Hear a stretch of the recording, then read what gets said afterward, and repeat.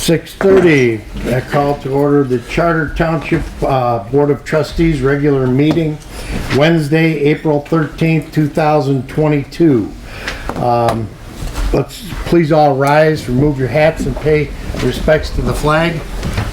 I pledge allegiance to the flag of the United States of America and to the republic for which it stands, one nation, under God, indivisible, with liberty and justice for all. Amen. Thank you. Noting of the roll. Noted. There is a full quorum of the board. Thank you. Okay, with the approval of the agenda, I'd like to amend the agenda and remove item 13B from the agenda. I'll make the motion to approve the agenda as amended. I have a motion by Treasurer Ferrari, a second by Trustee Colvin. It's a 13C. All those in favor signify by saying aye. Aye. Aye. Those opposed, hearing none. Approval of the consent agenda. I'll make the motion to approve the consent agenda as presented. Second. I have a motion from Treasurer Ferrari, a second by Trustee Nold. Any questions? Seeing none, roll call, please. Trustee Colvin. Aye. Trustee Payne. Yes. Trustee Nold. Yes. Treasurer Ferrari. Yes. Clerk Wright, yes. Trustee Charles. Yes. Supervisor Curtis. Yes. Okay. Public comment on items not on the agenda. Is there any members of the public that would like to speak on items that are not on the agenda? Yes, ma'am. Please state your name, address, and I can give you 3 minutes to talk. Thanks. I picked a fun night to come. I wasn't paying attention. I had no idea this was going on. But anyway, my name is Jennifer Prather. I live at 14 Pontiac Street, and I'm here today just to ask the Township Board to follow suit with regard to copying or making your own resolution with regard to either safe storage of firearms or at least a measure similar to what the Village of Oxford did. Their resolution 20,022-02 is called Call on Elected Leaders to Draft Measures to Restrict Access to Firearms Among Unsupervised Minors and on School Grounds. And I would just love to work with you, if I could, to get the Township Board to do something similar. As you know, the Oxford High School is in the Township proper, and I just think it would mean the world to the school board and the families and the children if you could do something similar. And that's it. Thank you so much for your time. Thank you. Anybody else in the public that would like to speak on items not on the agenda?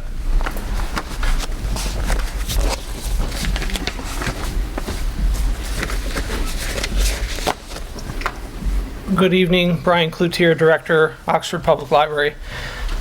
There's a lot of things I want to share with you tonight, but I'm not going to because of the size of the group. But most importantly, I just wanted to come here and say thank you to the Township for helping us support the purchase of the Foundation Directory online. Your support, along with the generous support of the Four County Community Foundation, made the purchase possible, and we greatly appreciate that. My staff and I are going to be going through some training on how to adequately use the software. Once we've completed that process, we're going to welcome you to the table so that we can train you as well. So thank you very much. Thank you, Brian. Any other members of the public wish to speak on items not on the agenda? Seeing none, we'll move on. Item 7. This is a public hearing for the North Area Sanitary Sewer Special Assessment District. Attorney Rentrop, we'll use Gary. Okay. Gary Rentrop, Oxford Township Attorney. As the board knows, we're in the process of developing a special assessment district to go up M24 to service properties that are currently not serviced. and also to service properties that are serviced now, but because of failed sewer lines will not be serviced in the future. So it addresses a need for sewer along M24 going north. On August 13th, 2022, we had the first public hearing on this, and there's a requirement that we follow a series of public hearings under the SAD ordinance. That public hearing addresses the improvements that we've described in the resolution, which I provided to the Township Board, that describes the improvements to be made. The Township has received over 50% of the property owners that would be serviced by this line, new property owners that would be serviced by this line, and that therefore allows the SAD process to go forward, and we're going forward with that process. The plans and estimates of the costs at this point in time are estimated to be $2,825,000. Those estimates were developed by Township Engineer Jim Sharp and financial consultant Paul Stoddard. There will be bonds issued to support these costs that will be payable over a period of years.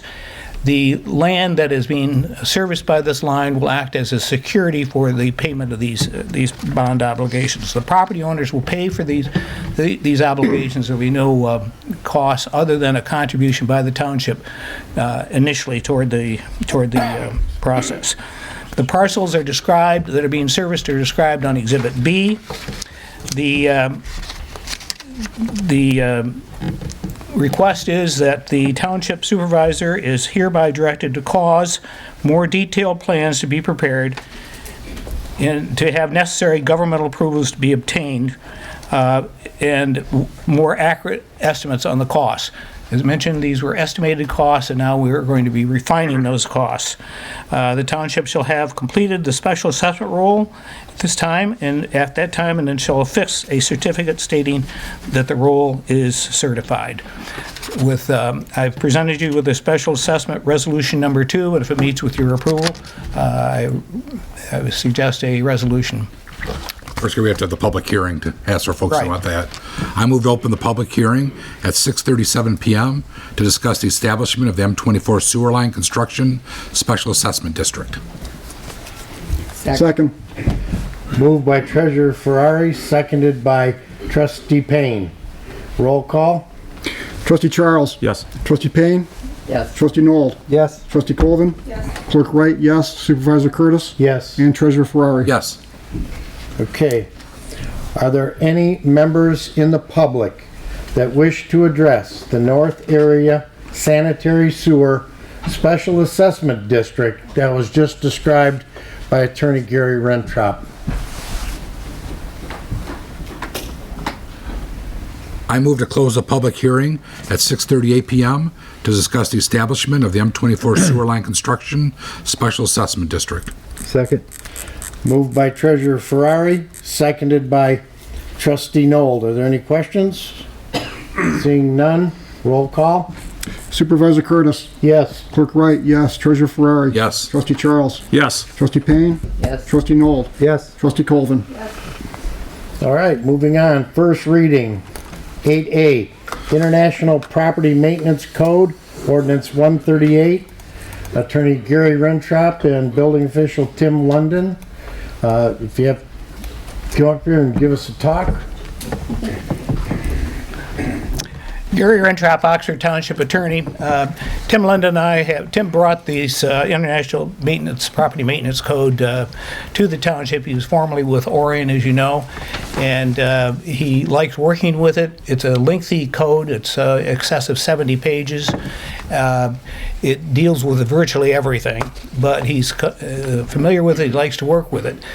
It was originally suggested that we might just adopt the code by reference, and I reviewed the code and believed there needed to be a number of changes to the code to be compatible with existing ordinance, particularly be compatible with existing ordinances on the township books. I can walk through it if you would like. I did provide you with a red line copy with suggested changes and my reasons for suggesting those changes. Board members, do you have any questions? I have a quick question. Yes, sir, Trustee Charles, you can ask me. Okay, so on the, in the agenda there, on the document, the attorney's referencing, I need a little explanation of rubbish. You talk about something in somebody's front yard and potential fines or notices, or how does that work? Tim, address rubbish. Rubbish would be not garbage, but other items like used refrigerators, washing machines, stuff like that people just have in the yards and they just sit there for days and weeks at a time. You know, basically items like that would be needed to be taken care of, that we can send notice and tell them that they need to be removed from the property. Is there a timeline for somebody? Is it somebody calling the township offices and then so many days that go on, or what? How's that work? What's the protocol? Well, let me ask this question. Currently, right now, Oxford Township sends out a series of letters. Letter 1, Letter 2, Letter 3, Letter 4, and it falls back on us to keep going and begging and asking. Tim, what does the International Property Maintenance Code do for us? Gary, Tim? Glenn, do you want to do it? Well, the process that we would adopt or use would be we would send a notice and give them, say, like 10 days to remove it from the property. If they don't, well, then at that point in time, we would send a second notice and say, look, this is your final notice. We need to remove this from the property, or we don't have a choice. We can then issue a municipal infraction ticket at that time and resolve the matter through district court. Does that help you, Red? Yes. Trustee Charles? Yep. Yeah, Any other questions? Oops, sorry. We've done a lot to try to streamline things because Supervisor Curtis is correct. With all the number of notices that went out, a lot of time would slip by, and sometimes the violation would slip by. So what has happened now is Tim London has been brought on. He will see that gets prosecuted, and they'll be working with an attorney different than me who is in district court frequently, and he'll be able to tack that on to his other agenda. So I think this will help a lot. Okay, any other questions? I move to set a second reading and possible adoption of the International Property Maintenance Code Ordinance 138 at the May 11th, 2022 Charter Township of Oxford Board of Trustees meeting. I'll second that. Okay, I have a motion by Treasurer Ferrari, a second by Trustee Charles. Are there any questions? Seeing none, roll call. Trustee Charles? Yes. Clerk Wright, yes. Supervisor Curtis? Yes. Treasurer Ferrari? Yes. Trustee Noel? Yes. Trustee Payne? Yes. Trustee Colvin? All right. Item 8B, actually it's 8B and C are together on this. Ordinance is number 132.001, medical marijuana facilities, and ordinance 67A.028, medical marijuana. I'm going to ask Attorney Hans Rentrop and myself to address this concern, and then we'll have some comments. Good afternoon, Hans Rentrop, Atkinson, Allen and Rentrop, appearing as special counsel on this particular matter for the township. Before you tonight are two ordinances, one for consideration tonight, one is for reference primarily. The first ordinance is Code Ordinance Amendment 132.001, which is amendment to the Code of Ordinances to address licensing of medical marijuana facilities, which are commercial marijuana facilities.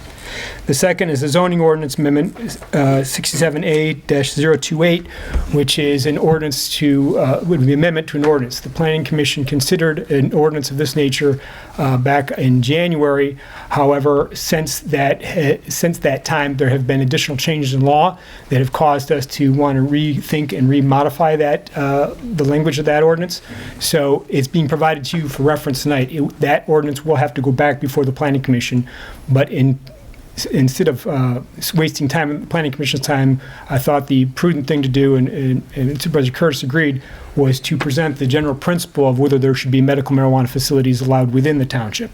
So if they move forward with the ordinance tonight, the code amendment tonight, it would be a two-part motion. One, to approve the code of ordinance amendment for second reading, and the second part would be to refer the revised zoning ordinance amendment back to the Planning Commission for further review. So as I said, the main question before the Township Board tonight is, does the Township want to have medical marijuana facilities, which are commercial marijuana medical facilities within the Township? The ordinance before you contemplates 3 types of facilities at present, which is being proposed.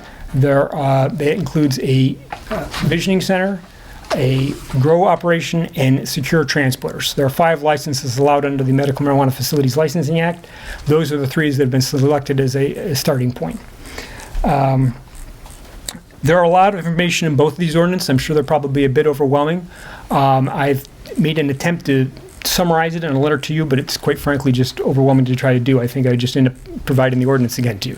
So I think the way I'm going to handle this is provide you a quick background on the acts and the ordinances associated with it, and then let you ask questions.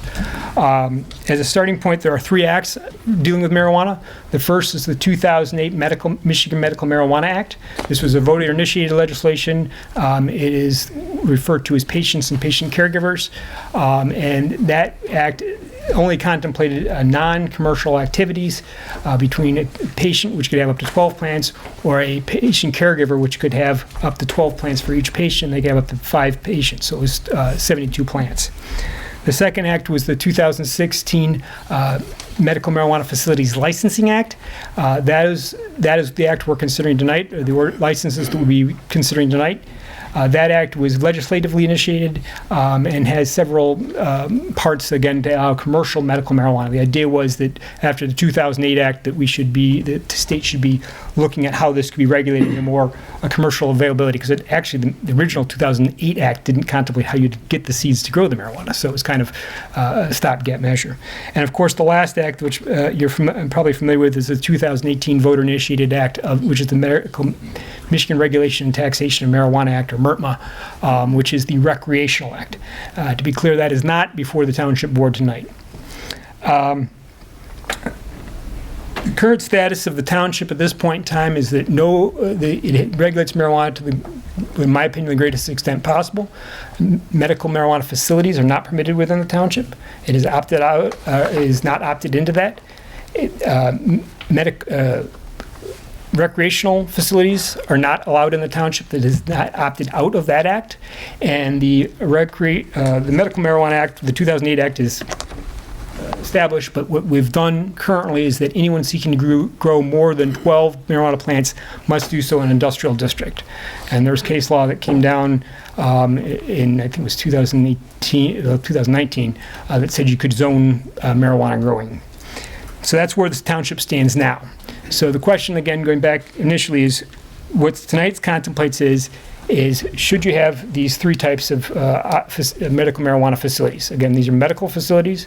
The idea in part behind it, you'll have the growers, and the idea behind that in part is to move it out of residential districts and other areas that may not be suitable for growing, and put it in industrial districts as a special land use permit, subject to review by the Township Board.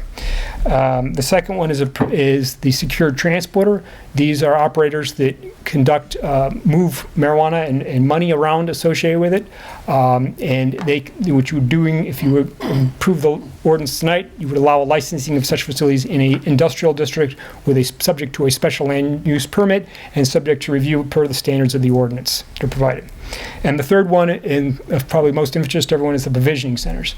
The provisioning centers would also require a license from the Township Board, again, subject to the review as provided in the proposed ordinance. Additionally, it would be a special land use as well, located within generally commercial districts. However, it would be subject to the medical marijuana overlay district. So there are 4 proposed medical marijuana overlay districts within the zoning ordinance, and so the idea would be to have one provisioning center in each one of those districts. The way it's set up with the separation requirements and the overlays, they can put those in that location.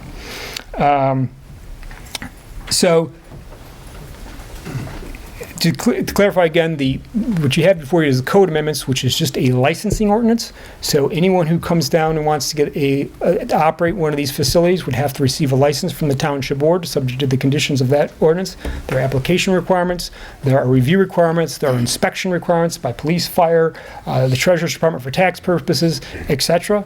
And then it would be, again, come before the Township Board to do that.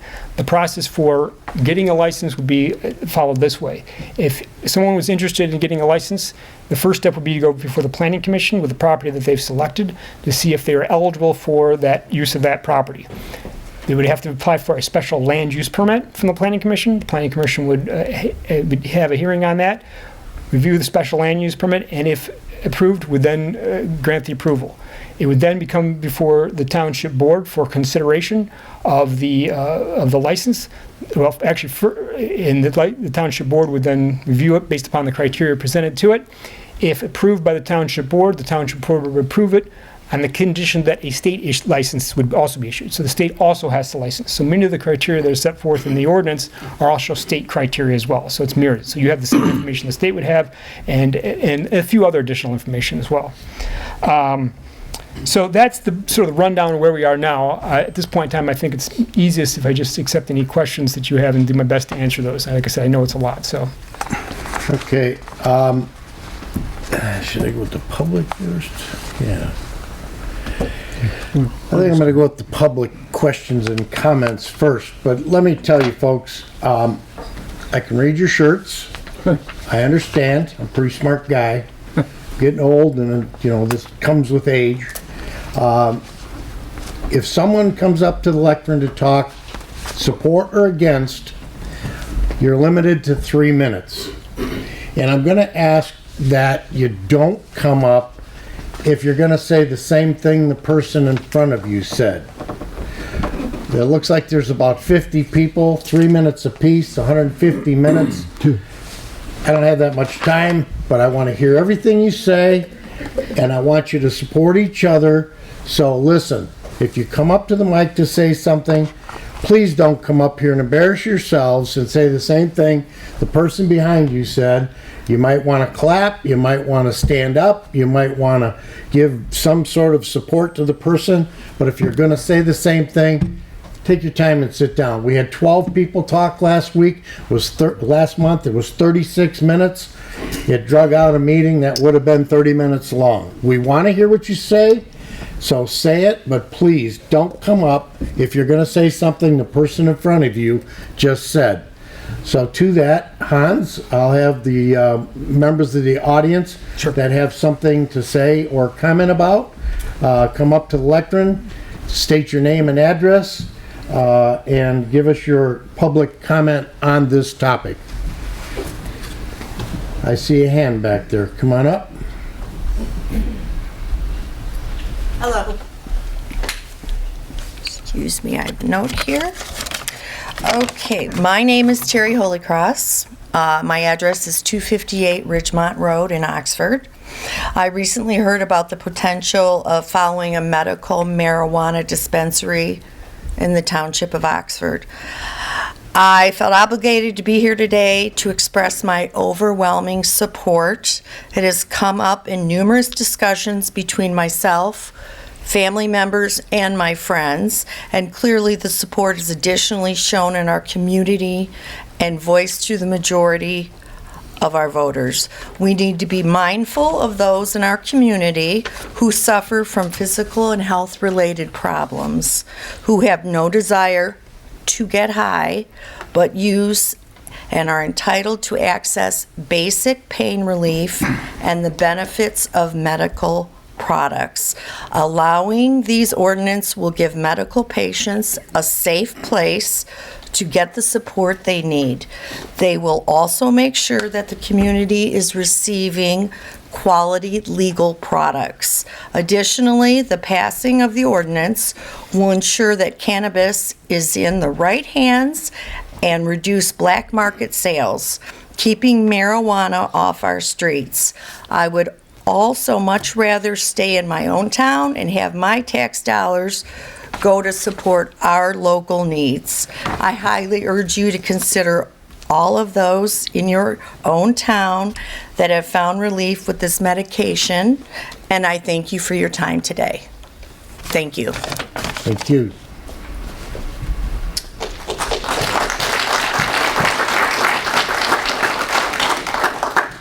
Anyone else? Yes, sir.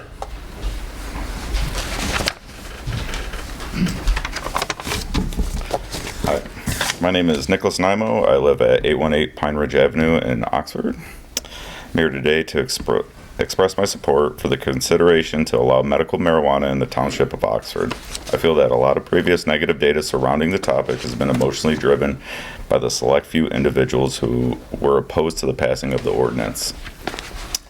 I think we need to take a step back and remember that respectfully, your vote should not be based on your personal opinion. As a representative of the township, you should be considering the facts and the data shown. An overwhelming majority of the residents have voted and approved the sale of medical marijuana. Over 11,000 Oxford residents, which is 2/3 of the local voting population, voted in favor of medical marijuana sales. I feel that it is important to recognize these medical marijuana locations will only be selling tested and licensed products, just as other businesses do on M24. Local drugstores like Rite Aid sell prescription drugs, and numerous other businesses sell beer, wine, liquor, along with cigarettes. In the eyes of the law, and clearly by the data received from the Oxford voters, there is no longer a difference. Again, I urge you to pass the ordinance allowing medical marijuana to be sold in the Township of Oxford. Thank you for your consideration.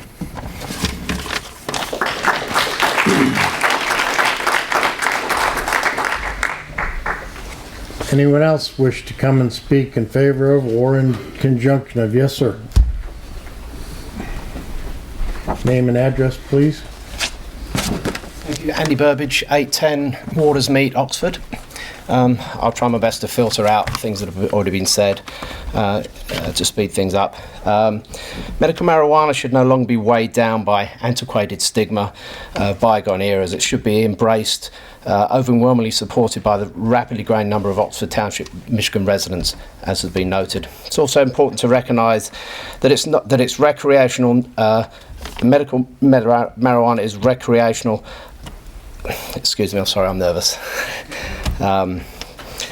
Medical marijuana is no longer a fringe or underground medical.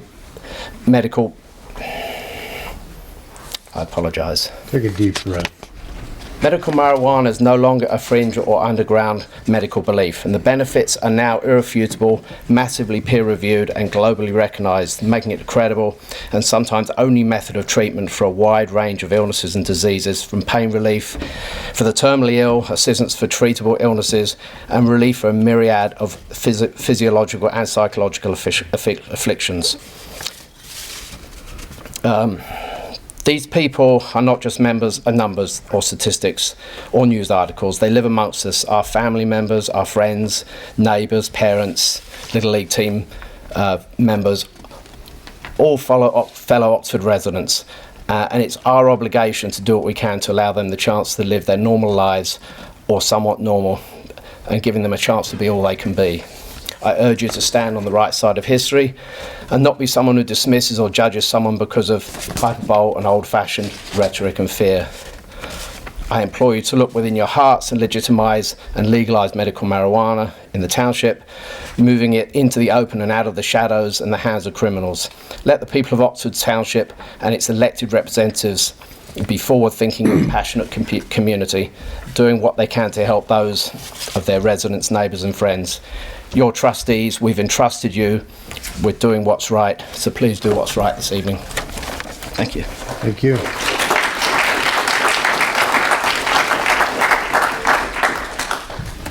Anyone else in the public like to speak? Yes, sir. Thank you. Make it quick. My name's Tom George. I live at 1963 Turnberry Court. I'm here today to express my support of this ordinance. There's been some talk in the community, members concerned about the traffic impacts on M24. I found this is odd, as M24 is already an incredibly busy road. It's hard to imagine that medical dispensary would cause any disruption to current traffic patterns or flow. I did a little research, and I did learn that dispensaries that are actually do not draw traffic from surrounding areas. Studies show that customers shop in their own communities. I don't know about you, but personally, I wouldn't travel outside of a 3-mile radius for prescription. If it was CVS or Rite Aid. Also, do not do any.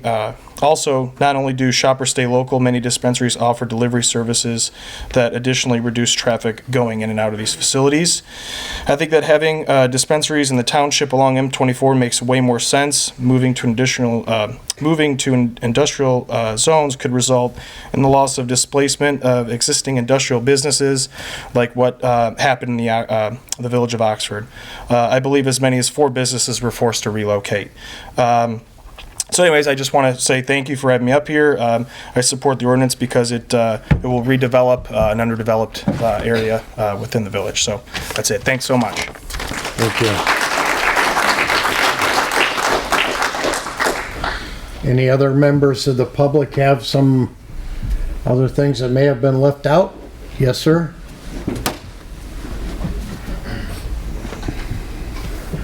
Yeah, hi. John Fredericks, 1440 Spruce, Oxford. I just want to share a little story with everyone. My mother, she was in her mid-80s, went to the hospital, got a hip replacement. They started out on Vicodins, and then she went to Oxycontin, and eventually went to morphine. If she would have had something like this, an alternative that she could have turned to, she might be still living today, because as it progressed, they couldn't get her off the morphine because she was too fragile and she was too addicted to the morphine to take her off and switch her to cannabis. So she continued on the morphine, and eventually she died of a morphine overdose. So I just want to share that with, give a little insight on how things went with my family. And I think if this would have been around, she wanted to do it, but at the time it was going on, it wasn't readily available for her to get. So I hope you guys can consider that when you're making your decision. Thank you.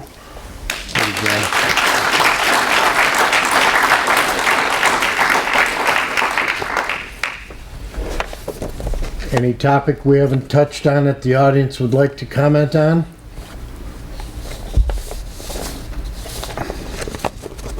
I think I can read your shirts enough. Okay. Board members, I'll entertain questions. Start down there with Catherine. Catherine, do you have any questions? I think my questions have been answered.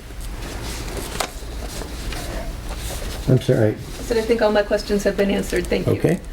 Trustee Payne? Nope, I've done my homework. Trustee Nold? I have 3 issues I'd like to bring in regards to this. In the ordinance in 1448 talks the about zoning ordinance or the code. The code, okay. That's what we're talking about right now, the code. There's 3 topics that I'd like to address. The first one is topic A under 14.48. An unlimited number of growers, Class A and Class B license in our district. I think we need to put a cap on that. I would suggest possibly 3 if the board would like to entertain that. The second one is up to 4 provisioning centers licensed. We have the districts. I would suggest 3 of those as well, with 1 of them being omitted. I would suggest the far north be omitted for the provisioning center. And C, I would go along with 3 for the secure transportation licenses. That would help the growers in item A of Class A and B. And those are the only comments I have, sir. Joe? No, I'm all set. Treasurer Ferrari, I'm sorry. Sorry. No, I'm all set. Trustee Charles? Hi. A couple of questions here. First of all, like what Mr. Nold was saying, Trustee Nold. Secondly, you mentioned application requirements in your presentation. Could you define what some of those would be? Sure. Examples, for example. For example. Of course, I understand. Yeah, I mean, obviously, in addition to the sort of the usual information that you might expect to have it receiving age, dress, stuff like that, we're also going to be looking at things like how much is the percentage of managerial interest? We want to make sure we look at each person who has an interest in the operation being involved. We want to look, it's proposed to look at, get a signed release from the Sheriff's Department for a background investigation. We're going to look at all the corporate structures, so if it's a limited liability company, a corporation, sole partnership, or a partnership, who all is involved with the operations. So we have an idea of who's going to be operating it, and hopefully know that it's a good operator. We're going to look at if they've done this sort of activity in the past. Have they applied for permits before? Have they received permits before in other communities at the state level? You're going to want to look at the security associated with the facility, the storage facilities associated with this facility, how you can handle the marijuana that's not being used. If it's a grower, for example, there's a lot of debris that comes out of a growing operations. What's going to be done with it? Where is it going to be stored? How is it going to be managed? There's a tracking requirement that's actually state regulated, but it should be provided to the township as part of the application of the process as well. A description of what's being done there. Obviously, construction layout of the facility, confirmation of special land use approval by the Planning Commission, description of how the facility will benefit the township. I think it's important to look at, and as case law has developed, in fact, as recently as last week, there was a decision that came down not on medical marijuana facilities, but on the MRTMA that said that, what the impact of the township is a legitimate concern for the township to consider in granting a license application. Hans, is that the Pinckney case? Yes, it is. Correct. Description of financial history of the applicant, making sure that they have the sufficient funds to do it, as well as be able to get the necessary insurance that's required for it. I want to interject, but Mr. Fry said too, one of the things on the Pinckney case I noticed is that they had a residency requirement. Yes. What's your thought about that for Oxford? Your ordinance does not contemplate that, and I don't think, based upon my reading of that case, I don't think you want to include that requirement. I don't think that is a requirement that would hold up. And I think you have a number of other elements. One of it is new build, which is something that the Pinckney case also dealt with, which is they did find was legitimate, and I think those are the kind of things you need to focus on. Didn't they find the residency legitimate too? Or did I misread that? No, the residency was not considered legitimate. They based upon that on a constitutional issue on the internet transport, the Commerce Clause, and found that it was disparaging to out-of-state or non-local people, and it was discriminatory in that regards. So they found that the residency was not applicable. Now, I think you do sort of address it in this ordinance and saying, what is the business relationship with the community? In other words, have you been in business with the community before? Have you done business? What is your proposed, operation going to be? But I don't think you can specifically say you have to be a Commerce resident, or excuse me, an Oxford resident to be in the get a license. I think that would go too far. Any other questions? Let's see. Nope, that's it. Okay, Clerk Wright. Yeah, I'm more on the technical end of it, so if the board's inclined to listen to what I have to say, then I'm going to say it. You got it. All right. Going to on this ordinance here, because if we're going to consider approving this, I want to get some things straight in my mind. Sure. On this, number one, on the bottom of page 5, you go up to that. 10? Page number? Page 5. Page 125 of the electronic version. And at item 13, you indicate that not less than $100,000 of medical marijuana facility insurance coverage. Is that enough coverage? That is provided as, I don't know, is the short answer to that. That was taken from, I believe, it was either the state act or another municipality that adopted that number. So I don't, the short answer is that, I don't know. Okay. And I'm wondering too if we can put in the definitions of a Class A and Class B grower. Yes, we could. That's further defined. Yes, we could. On that. And then on page 6, section 14-49, subsection C. Page. Will be page 126. It indicates that a license issued by the township pursuant to this article is a revocable privilege granted by the township and is not a property right. Granting a license does not create or vest any right, title, franchise, or other property interest. A licensee or other person shall not lease, pledge, or borrow or loan money against a licensee. How would we know if they're doing that activity or not? You wouldn't unless they would disclose it to her, it came about it through an investigation process, okay? But that is important language, in my opinion, to have in there, because one of the issues that was associated in the Walled Lake case that came down since the Planning Commission reviewed the zoning ordinance, which is why we're doing the changes, is that they found that you do not have a property right in an application.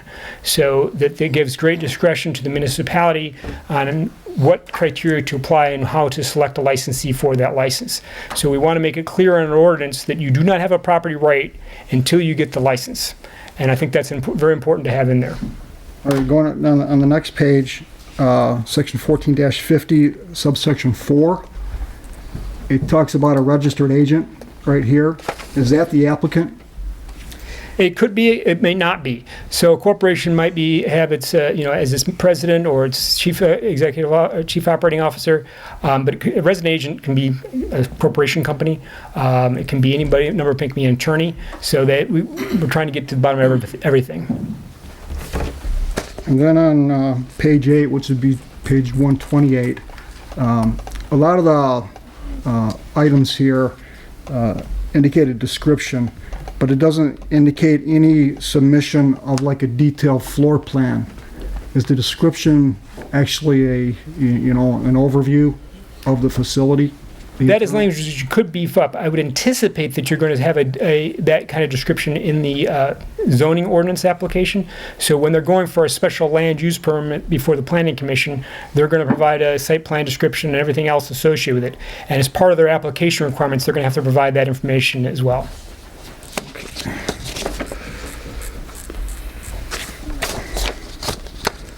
Let's see here, in the review section, section 14-52, it's on pages 9 and 10 of the ordinance, and also page 129, 130. If an applicant is rejected and there's other applicants that are waiting, does that applicant go to the back of the line, so to speak, or do they get preferential treatment because their application was not complete, but they're still wanting to get a license?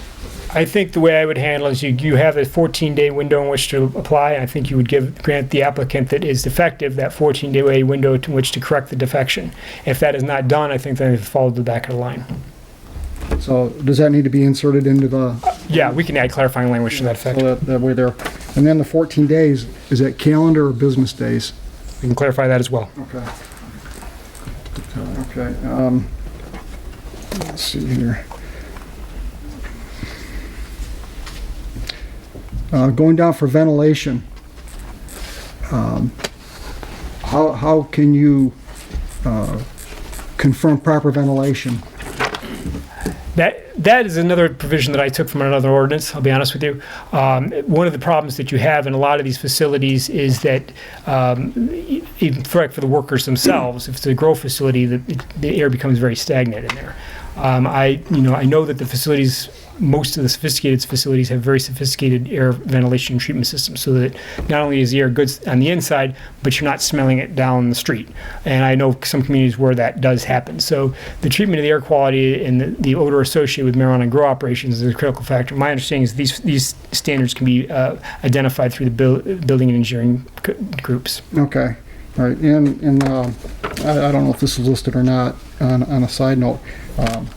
If there's windows on the building itself, are they allowed to be opened up, or is that something that would be determined by zoning ordinance or by this code? So right now, the zoning ordinance contemplates no windows, and that was a discussion that Supervisor Kurz and I had earlier, saying that we may want to tweak that and revise that as well.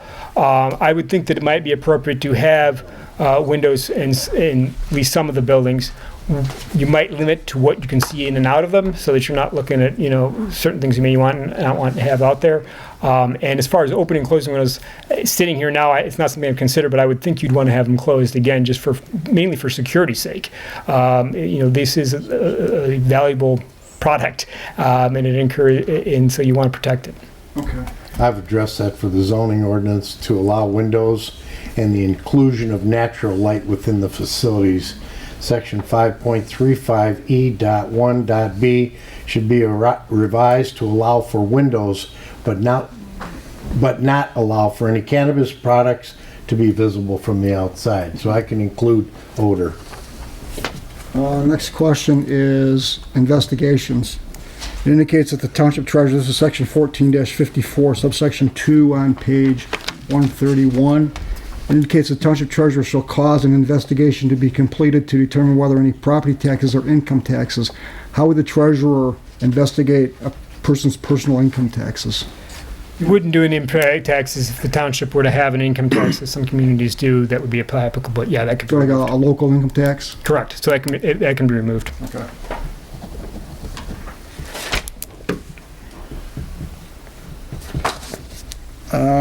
Page 12, which is page 132. It indicates on subsection C, the township may require professional studies to be provided and paid for by the applicant should the proposed medical marijuana facility require further examination on the impact of the public's health, safety, or welfare. Such professional evaluations may include, but are not limited to, traffic engineering, survey, and environmental safety. When would that be triggered? You're going to likely see that at the planning commission level and a special land use permit, but I thought I better belt and suspender it and put it in here in case something that the board saw was a concern. Let's say that the planning commission didn't see traffic as an issue, but the board had concerns about that issue. It may want to require the applicant to get a survey for a traffic consultant. Okay. And going down on the subsection M, says the financial ability of the applicant to purchase and maintain adequate insurance. I'm assuming that's liability insurance? Correct. And property insurance as well. Yeah. And just a slight typo in subsection H. The applicant's experience in operating instead of is operating. Thank you. Let's see, moving on. We have them. Here. Just that. This is a little, the last one I have, but it's not the last one. Page 15, subsection B, 8B, I guess it's 8. Is the applicant the licensee? And you're under 30-9 or 1459. 1459, see? So looks like B, it's just subsection B. Okay. Definition. Move it up. Page 135. Oh, thank you. 1459.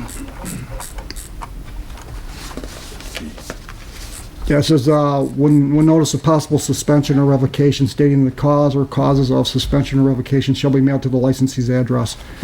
So I would assume that would be the applicant? Yeah, so this contemplates that a license has already been issued.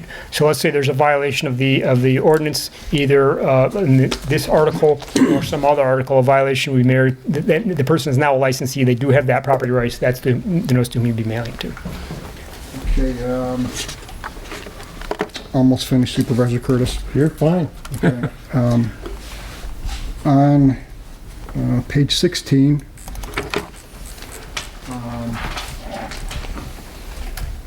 what was that? Subsection D5 indicates this section shall be administered and enforced by the ordinance enforcement officer of the township or by such other persons as designated by the township board from time to time. Could that be changed to township supervisor, and should it be? That's a good question. It's more of a question for you to decide. Okay. Because, and it may be something you want to change as you move forward. The idea is, one of the things you need to think about is actually applying this ordinance to it and who you're going to have in charge of doing it. It could be any number of people. Go ahead. I think he's trying to hone it in as to, let's call it person A or person B. Okay. The ordinance enforcement officer or the building official or the supervisor. I'm sorry. Yes, that makes sense. Yep. Yeah, one person. Let's hone it in. Let's see. Now, within this ordinance, it indicates that the clerk has a whole lot of responsibilities here, if this ordinance goes through, one of the questions I have is, should there be 3 separate applications depending on whether you're a grower, transporter, or a provisioning center? I don't think it's necessary to have 3 separate applications. I think you'd have one application with 3 alternatives within it. Because all the review criteria are the same for a licensee. The items that we've talked about, they have to have the special land use permit, the insurance requirements, all those kinds of things are unique, are common through all the applicant licensees. But it would be more of a selection form, probably a B or C type thing within the form itself. And would that application be created by the clerk, or? I would anticipate that you probably want the attorneys or the clerk's office to do it together and do it. I haven't really gotten into that yet because I don't really want to spend the effort on it if we aren't sure where it's even going forward. So, I would say this, that this was well drafted. I think it's thorough. When you compare it to the legal liquor license ordinance, I think it has more stringent requirements, more checks and balances to go into something like this, because it's a topic that has been expressed in by having potentially a record crowd in this room that says this is a big topic to make a big decision on, and we've been entrusted to do that as trustees of this township. So thank you to Supervisor Curtis for the time, and okay. I'll ask some questions. In one of the latest court rulings, we found that benevolence to the township or municipality is oftentimes weighed as beneficial to applicants receiving a license. Is that okay to put that in the license requirement? If I don't want to call it a legal bribe, but is there something that can be? I'm uncomfortable with any specific, benevolence. Yeah, but yeah, exactly. I mean, and obviously an applicant's welcome to do whatever, donations to whatever park program, whatever. But I would caution this board from making a quid pro quo type relationships associated. Okay. I have some comments on the zoning ordinances. Freestanding to meet the goals of developing and revitalizing the underutilized and economically distressed areas of commercially zoned properties within the township. Freestanding in section 5.35D.3 should be defined as single use, single occupant, commercial standalone structure. Provisioning center should be specifically not allowed in duplex, multi-tenant space or strip malls. Number 2, windows. I think we talked about that one already. Number 3, ancillary sales. To make it most convenient for patients, section 5.35I.3, I'll give you a copy of this, so you don't have to write it all down, should be revised to allow provisioning centers to sell all items under the state law. They can't sell cigarettes, but they can sell anything that's allowed by the state. I might recommend that it be a little more specific, and we can talk about this further as we present it back, but a little more narrowly tailored, so you're not getting, people have a tendency to expand. Let's put it Right, that's what we want to watch. Access to facilities. As currently written, this provision should not permit qualifying patients access to medical marijuana provisioning centers. This section should be revised to ensure that qualifying patients are permitted to access to medical marijuana provisioning centers. I think the words were tripped up there and it looked different. Section 5.35I.12 signage. To remain consistent with our township sign ordinances. Section 5.35I.12 should be revised to allow provisioning center to have the same permissions for wall signs and monument signs as all other retail establishments in the township. The last one, section 5.35J.4, vacant buildings.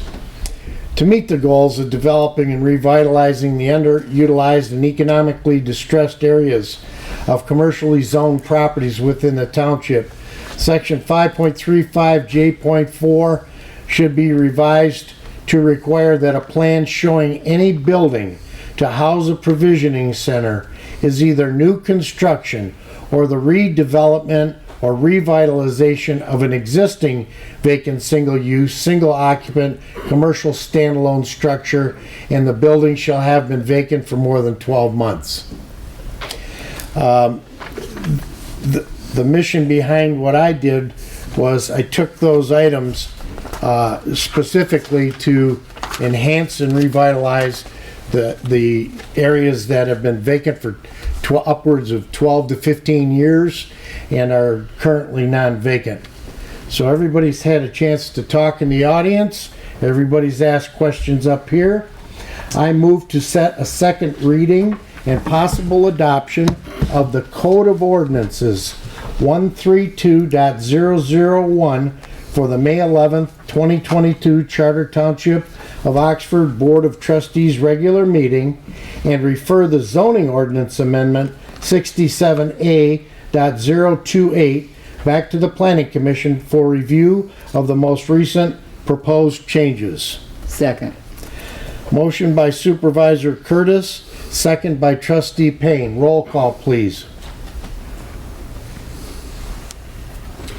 Trustee Colvin. Yes.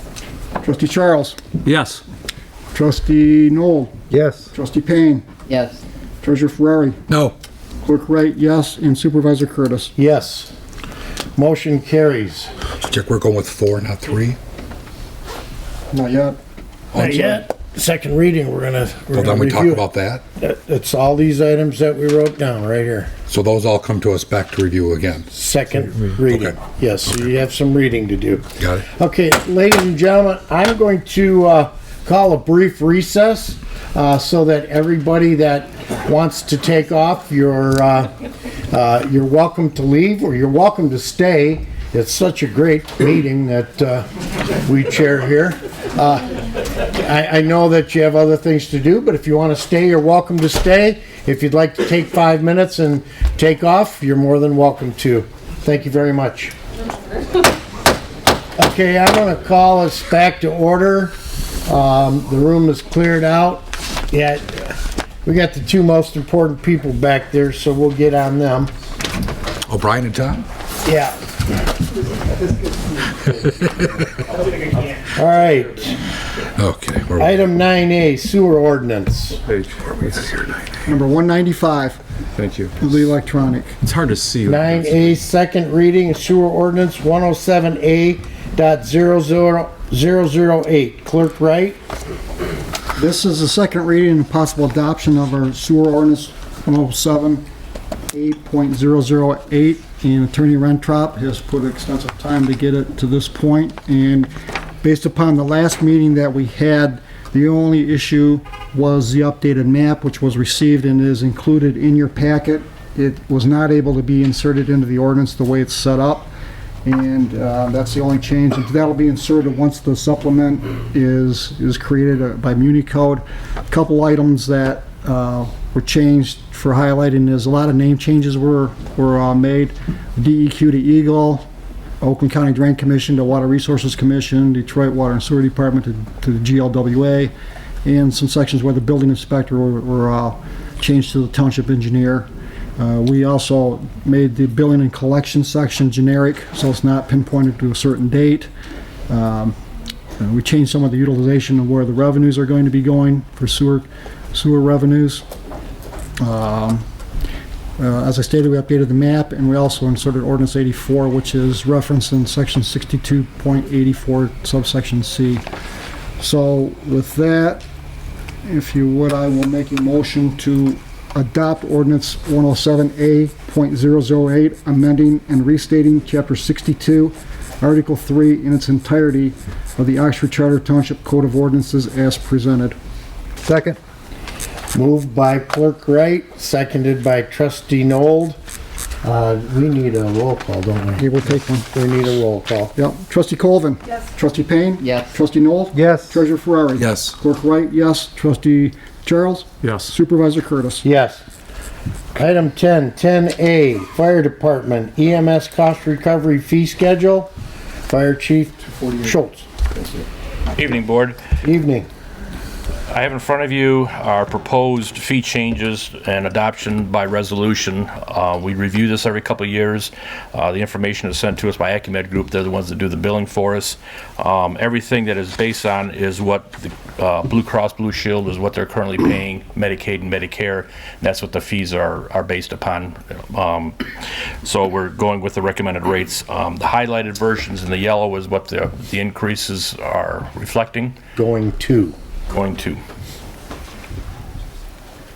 I move to adopt the MS Cost Recovery Fee Schedule in reference to Section 26-18 of Chapter 26, Fire Prevention and Protection of the Oxford Charter Township Code of Ordinances to be effective immediately, replacing the MS Cost Recovery Fee Schedule that was adopted by the Charter Township of Oxford Board of Trustees on January 9th, 2019, attached to April 1st, 2022 EMS Cost Recovery Fee Schedule as appendix to the minutes. Second. Moved by Treasurer Ferrari, seconded by Trustee Nold.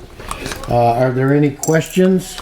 Yes, sir. Clerk Wright. Yes, in your ALS non-emergency line there for current non-resident, you're changing the fee from $700 to $650. Is that correct? Yes. Okay. All right. So it's going down. Lost money this month. All right. Okay. Roll call. Clerk Wright, yes. Supervisor Curtis? Yes. Treasurer Ferrari? Yes. Trustee Nold? Yes. Trustee Payne? Yes. Trustee Colvin? Yes. Trustee Charles? Yes. All right, here's the fun one tonight. It has been a year now since we have hired the new Assistant Chief, Matt Majestic. He's gone through the entire year. So far, he's hung out still, and he hasn't run out the door screaming behind with everything that's gone on with the past year and what we put him through and everything. So going through his contract is looking to renew it. And it's an open-ended contract, which can be renewed at any point in time or renegotiate at the end of the year, taking the light and everything. So with that, it was took into the same 6% raise and rounded that everybody township would get. So. I move to approve the employment agreement between Matthew Majestic and the Charter Township of Oxford as presented, commencing April 20th, 2022, and authorize Supervisor Jack Curtis sign the employment agreement on behalf of the Charter Township of Oxford. I'll second that. Okay, I have a motion by Treasurer Ferrari, a second by Trustee Charles. Clerk Wright, I saw your hand up. Yeah, I did, and in reviewing this at the last minute, just a point of clarification. In subsection 5C, you're only offering your insurance to the employee and the spouse, where currently the eligible dependents are in the current contract. So I don't know whether or not you intended this just to be an employee and spouse or to mirror the existing contract. No, it should mirror the existing one where it does include his dependents. So. Okay. Yeah, I think we. So if we can make that. We forgot to include. We did, but in this, the way this is written. Correct.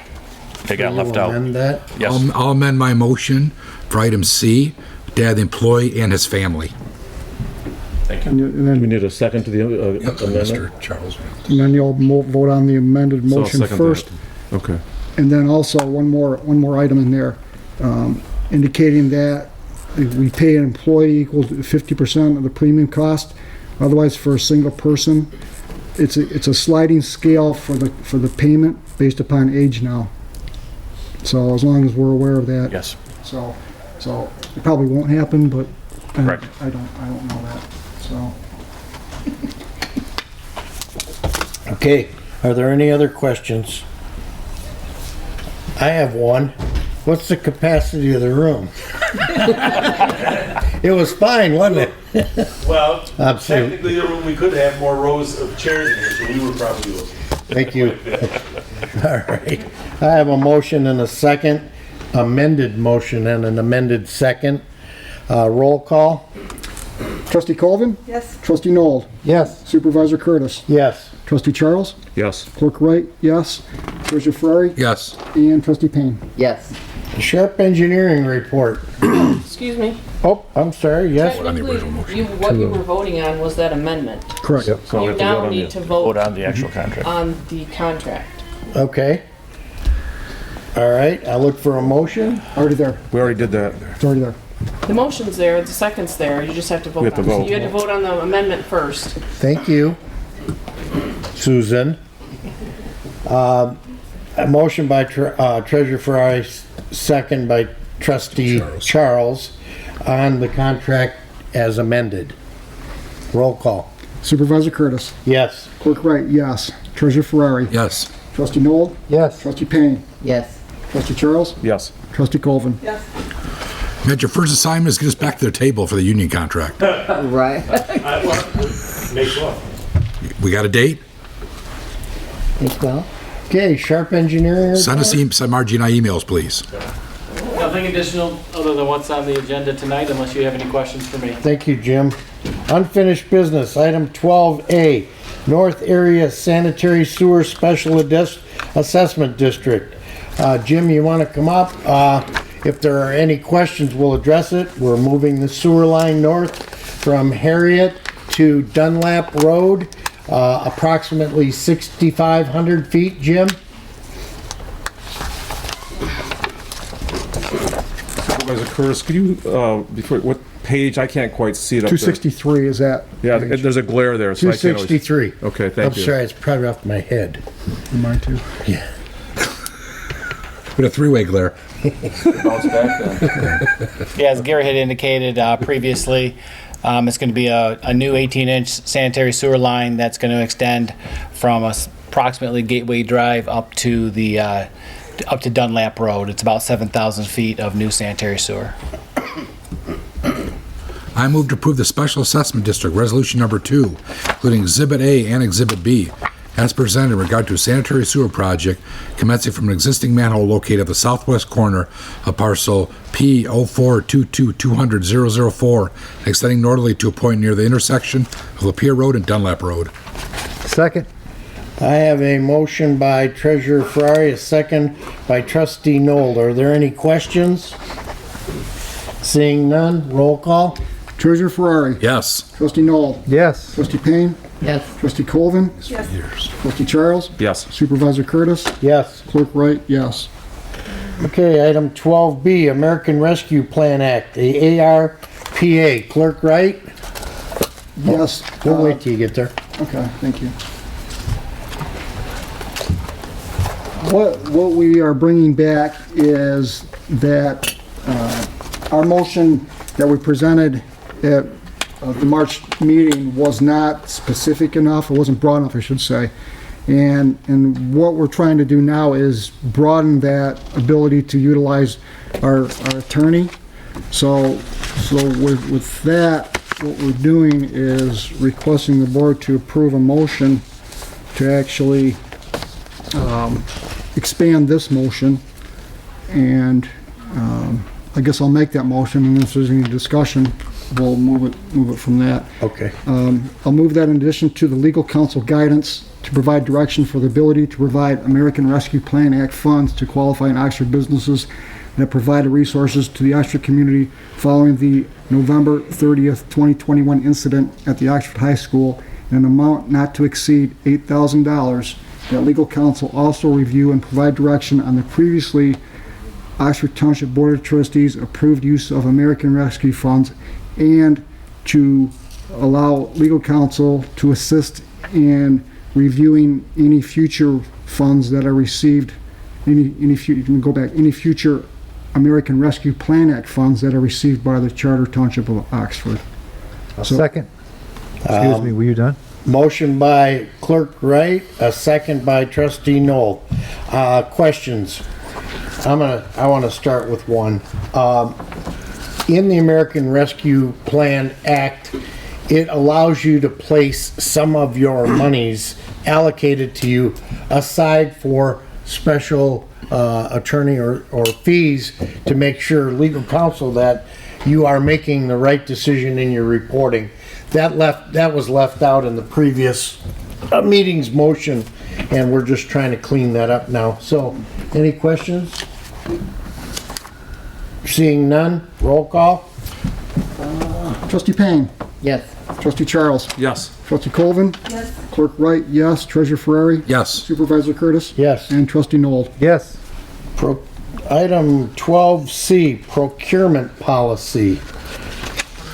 Procurement policy, this was drafted and put for your review. The only comment that was received back was in, I want to say section 5. Where was it? Right here, 5B. Vendor selection for the purchase of goods and services valued greater than $3,500.01 to $20,000 shall, if requested. The question was, who is requesting? Who would be requesting? So we're looking for how to fill that in by the board. And then if there's any other comments, I think not only by the board, but I believe the fire department is looking for us to create something like this, if I'm not mistaken. Yes.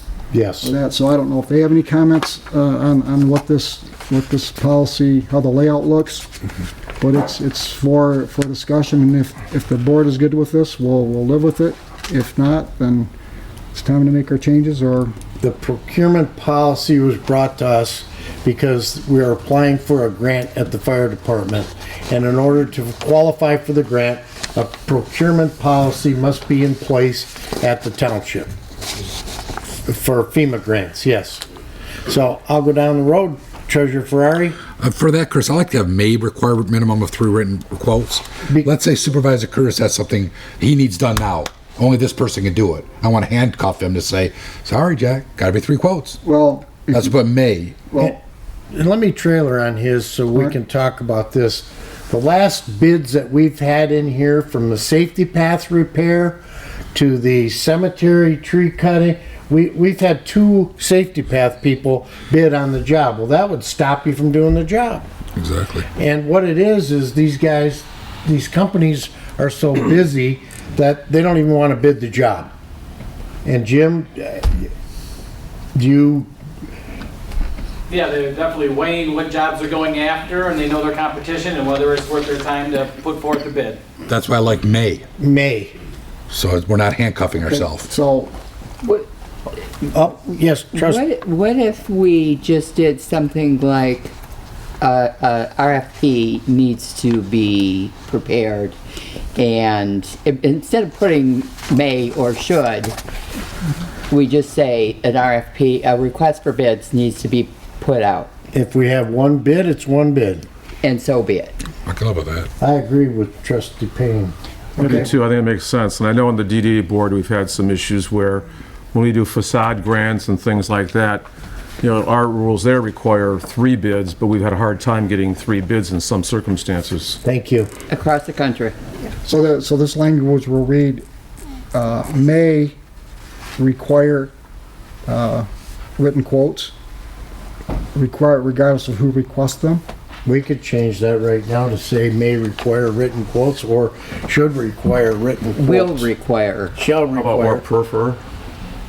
Whatever. Shall or will? I think we definitely have to have written quotes. Shall require? Except in Pete, emergency. come on up. You're dragging this meeting out. Sorry. This is all comes from FEMA with us. So the one grant that we currently have in place was the AFG Grant S, which was for all the PPE stuff during COVID, for all the masks and gowns and so on and so forth. And during that time, there was a lot of it when it was really hectic that I couldn't get quotes from anybody. I mean, it was just because it changed so much and it was so limited. The costs were all over the place. And so FEMA's the one that's requiring this, you know, to be put in place. So I went to Orion Fire Chief, talked to him. This is a copy, or pretty darn close to what exactly Orion was using. That's where we, you know, came up real dirty and quick on it to come forward. But basically, this is a piece of, you know, FEMA on their grants. Also, even some of the other, that federal money that we're getting reimbursed from for the school, obviously procurement stuff has to be on records for that stuff too. So that's just why it's coming forward. So what is your recommendation, Chief, so that we can get this procurement procedure down so that we can get some FEMA grants? I agree. The purchasing issue as far as binding it is extremely tight on some things because, again, I'm dealing with the same thing. I can't get guys to bid, or at the same time, I've got people that can't supply anything. So I've got, you know, you ask for bids and, oh yeah, sure, we'll give you a bid, but we can't get it to you for over a year. So it's been frustrating all along. So, and Pete, my concern is that, let's say you got something coming out, I'll do it for 4,000. Well, I got to get 3 more quotes. I forget it. Exactly. I'm not waiting. I'm out. Yeah, so I mean, we have one coming up here that I'm going to show you what happened, and if we change that, Margie, to May, I think if it comes, we can't spend over 3,500. Correct. So if you change it to May, it's gotta come here anyway. And we would request it to go to quote, but may require up to 3, gives us a little softer. Well, Jack may have verbals. Yep. Yeah. I can do for It eliminates verbals because we have to come here for 3,500 anyway, according to township policy. Yes, Clerk Wright. Yeah, and in the statement, the last statement H says the Charter Township of Oxford Board of Trustees shall have the discretion to waive the bid process or request for proposal process. So we don't have to change it. So No, so you're good. You're covered there in the That last leaves you one. the so that's out. what Okay, we get we're down. all good. Everybody, any more questions? The first part, does this pertain to everybody? 'Cause it says fire department, parks and rec, library, cable, schools. what that intention was, If you go for a FEMA grant, yeah, but what it is that allows for cooperative purchasing, and it's just mentioning those municipal entities. So they don't have to abide by this. No, Okay. no, it's giving, that's why it's in parentheses, Okay. indicating that, for example, we buy salt from the schools. Maybe Parks and Rec wants to buy salt from the schools, and if we use this policy, then it would be a level playing field to actually make the purchase and everybody benefits out of it. So it's not saying that. so we don't have to, is everybody comfortable? We don't have to change anything You could ask. with that? They're shaking their heads, yes. No, I'm not asking those two, I'll get billed. I move to approve the Charter Township of Oxford procurement policy as presented. Second. Okay, it's motion by Treasurer Ferrari, second by Trustee Payne. Any questions? Roll call. Trustee Colvin. Yes. Trustee Payne. Yes. Trustee Noel. Yes. Treasurer Ferrari. Yes. Supervisor Curtis. Yes. Clerk Wright, yes, and Trustee Charles. Yes. Okay, unfinished business. 12D, compensation and performance evaluation form approval. Trustee Colvin. Yes, okay. The committee met and discussed evaluating township employees and updating the forms.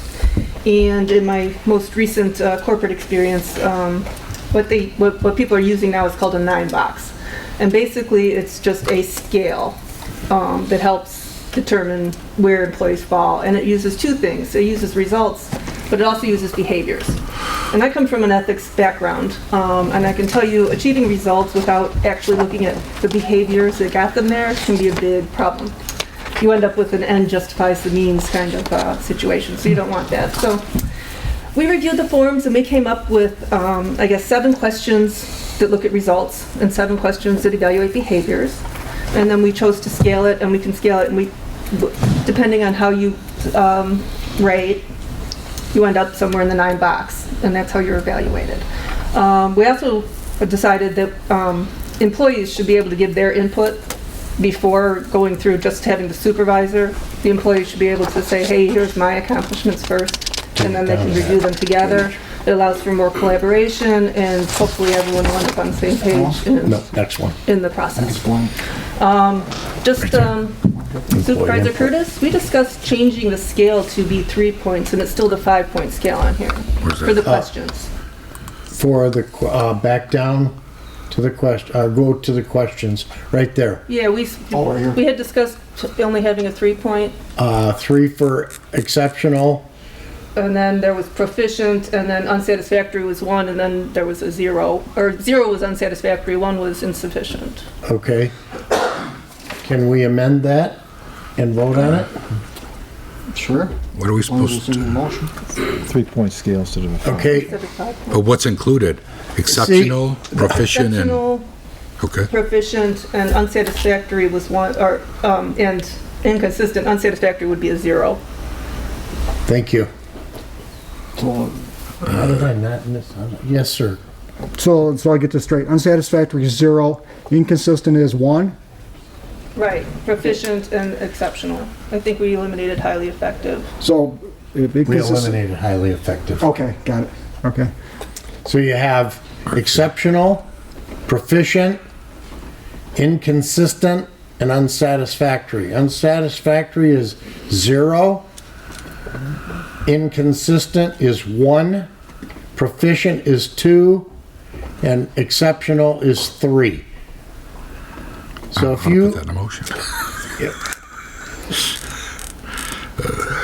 You got that in a motion? Yes, I don't know how to put that in a motion. Make it satisfactory, okay? With the changes discussed. Well, yeah, but poor Susan's gonna be like, huh? I already have it written down. Oh, you're You have it okay? written down? Okay. You know what So we're looking moved. Susan doesn't want that probably. I move to approve the Charter Township of Oxford Municipal Scale Performance Review Form and 9-box matrix as amended with the changes to the numbering system as discussed. Second. Who was that second? Mr. Knoll. Okay, I have a motion by Treasurer Ferrari, a second by Trustee Nold. Any questions? One thing that was brought up is, will the supervisors or department heads have some training on what we expect? Yes, we will. We're all gonna sit down and talk about this. The method behind the madness will be discussed. Thank you. Okay, no questions? Roll call. Supervisor Curtis. Yes. Clerk Wright, yes. Trustee Colvin. Yes. Treasurer Ferrari. Yes. Trustee Noel. Yes. Trustee Charles. Yes. And Trustee Payne. Yes.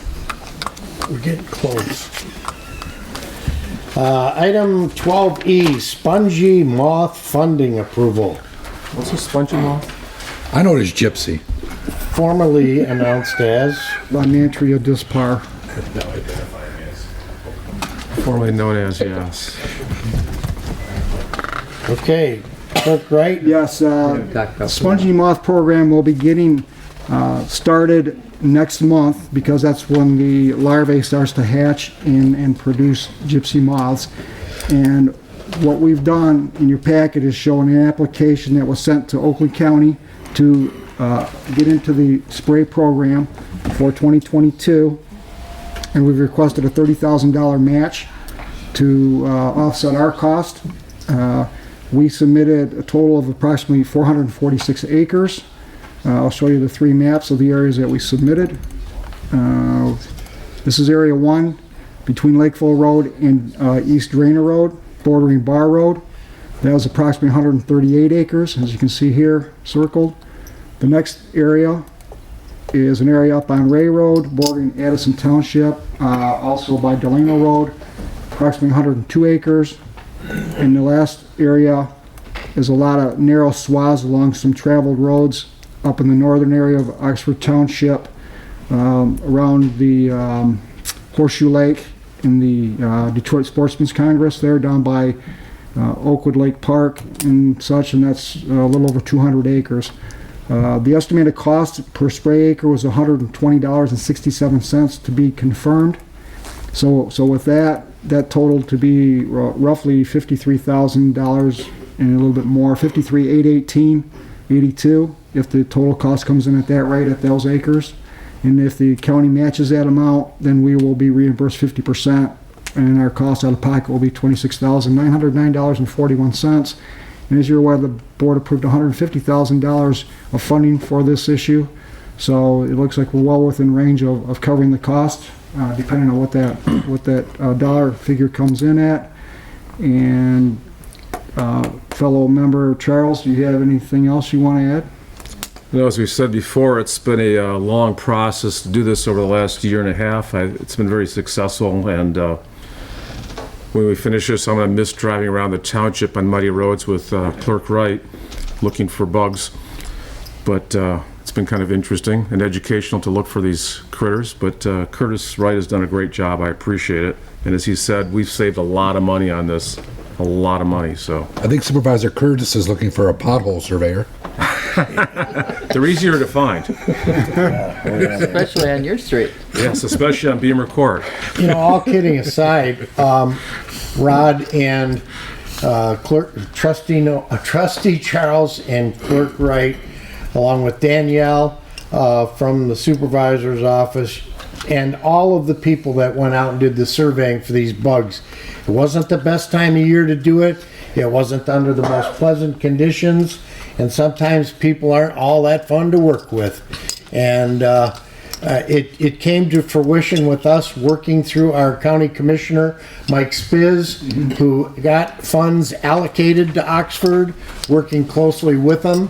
We got a lot of money allocated through Oakland County, and Rod, Curtis, Danielle, Mike Spiz, we've all worked hard to get that number down.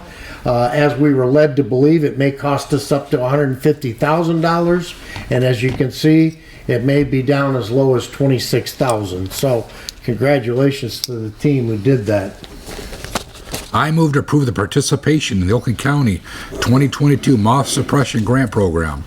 All costs associated for the treatment of spongy moths shall be expensed to General Fund 101-531-803.000. Spongy moth spraying. Spongy. Second. Moved by Treasurer Ferrari, seconded by Clerk Wright. Any questions? Seeing none, roll call, please. Trustee Charles. Yes. Clerk Wright, yes. Supervisor Curtis. Yes. Treasurer Ferrari. Yes. Trustee Noel. Yes. Trustee Payne. Yes. And Trustee Colvin. Yes. Okay, here we go. Item 13A. Camera updates to the township surveillance equipment. Supervisor Curtis and Sergeant Meza.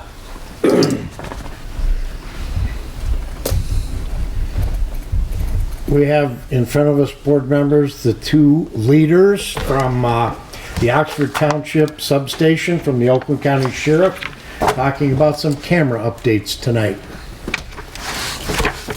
Good morning or evening. So basically, our substation has had its cameras since 2015. They were asked in February of this year. It was kind of brought up that our substation camera system might be kind of outdated due to some high-profile interviews that were conducted due to the graininess and interrupted by fans that were inside of the building. There was also a question as to whether we were in compliance or not. We were found to be in compliance, but updates are certainly needed. They quoted us $23,920 from the Oakland County to basically come out and fix our camera systems. Supervisor Curtis kindly went out and researched other areas and other places to get better quotes. He found one for $13,074.92 from Ron Perrone from C4 Surveillance. And those system updates would obviously continue with our minimum standards meeting the criteria for MCOLs, as well as giving us a lot of actually needed updates, like a 360-degree cameras inside of our interview rooms to completely document the room and any dead space in there. It would give 2 extra cameras out in the parking lot for individuals that are coming in and to keep the deputy safe, or to monitor any kind of other things that happen outside. Some lights. I hate that we need this. Let me help you out. We also, why this was found to be such a savings, we have had a company who installed the cameras years ago. One of the cameras was flickering and breaking, and I called them and I asked them to come out 3 times. They didn't come out. I called them the 4th time and said, listen, we're going to bid out this project, and it's a project for the Oakland County Sheriff's Department. We need 2 new cameras. We're not going to bid it. And we can't make it out to fix your camera. So speed is of the essence. We're already behind the 8 ball here with the county prosecutor ordering us to have the right cameras in place. So we moved expeditiously forward, and we found CS4 Electronics, who handles these cameras, and you can see that by their quote, they're identical recorders, cameras, and we ran this in front of the county commissioner or county sheriff, and it was Captain Bart Wilson who said, okay by me, it meets the requirements at less a cost. So we saved over $10,000 from what the county charged us. We'd like to move forward with the installation of the cameras. I move to approve the quote from... Go ahead. Go ahead. Maybe Margie's got something to add to it. Yes, ma'am. But did we get 3 quotes? We had 3 people give us quotes. Okay. The third person denied to bid. Okay. That's the problem. Yes. Yes, Clerk Wright. Our procurement policy wasn't in place either. It is now, though. And thank you to Supervisor Curtis, thank you for your effort to save some cash. I move to approve the quote from CS4 Electronics to update the camera systems in the Oakland County Sheriff's Office substation, the amount of $12,561.89. This $12,561.89 amount to be expensed to police contracting account 207-302-976.000, additions and improvements. Second. Motion by Treasurer Ferrari, a second by Trustee Nold. Are there any questions? I have a quick question. Yes, sir. What happens to the old cameras? Good question. Would you like them? No, I don't want them. Maybe we donate them to the school or somebody else in the area. We'll bring them up to my office, Rod, and we'll leave them sit there, and when we find somebody that might need one, Seriously. we'll replace them. Yeah. Sure. You might want to use those for spares. We'll talk to the technician when he comes out. He's been very helpful as far as, there's also there's the same cameras that the township went with, so that we might want to hold on, because one started messing up that he kind of had to address out in the vestibule area. Sure. So we might want to just keep those along for spares to keep the cost down to the township and everybody's budget, to keep those in case we need to plug them in so we can keep everybody operational. Because, as the motion goes, it'll automatically record as this motion goes, especially up here. So we don't want any downtime. If somebody comes in and they're paying taxes, or there's an issue, or there's like a scam going on, we want to make sure that's recorded 24/7. Yeah. Makes sense. That's why they're a great pair. They work good together. Sergeant Any Mezza other told him what to questions? say, right? Yeah. Oh, I got a fast car now. I gotta be nice to them. Any other questions? We're good. Okay, go ahead. Motion's already there. All right. Roll call. Clerk Wright, yes. Treasurer Ferrari. Yes. Trustee Nold. Yes. Trustee Payne. Yes. Trustee Charles. Yes. Trustee Colvin. Yes. And Supervisor Curtis. Yes. 13C, North Oakland County Transportation Authority, August 2nd, 2022 ballot language. Clerk Wright? NOTA has requested to put the renewal of their millage on the August 2nd, 2022 ballot, the primary election. And in front of you is the proposed language. In your packet, I had some wrong numbers, so I reissued you the correct millage that will be proposed for being levied. And that is proposed at .2315. And I had to revise the resolution as well because the numbers were incorrect. So what I'll do is I'll move to approve the resolution authorizing the North Oakland Transportation Authority millage renewal request to be placed on the August 2nd, 2022 primary election ballot, changing the renewal millage from .2341 to .2315, and to replace the ballot language as stated on the resolution with the following ballot language. North Oakland Transportation Authority millage renewal shall the Charter Township of Oxford, consistent with Article 9, Section 6 of the Michigan Constitution, be authorized to renew a levy of up to .2315 mil, which is 0.2315 times $1,000 on the taxable value of property located in the Township of Oxford for a period of 5 years from 2024 through 2028 inclusive, for the purpose of funding capital and operating expenses for transportation services provided to seniors, disabled or low-income residents by the North Oakland Transportation Authority. If approved and levied in full, this proposal will provide an estimated revenue of $241,346 in the first year, which shall be dispersed to the North Oakland Transportation Authority, a portion of which by law will be dispersed to the Village of Oxford Downtown Development Authority.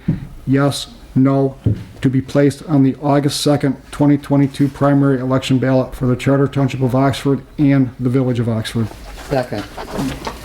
Motion by Clerk Wright, second by Trustee Payne. Are there any questions?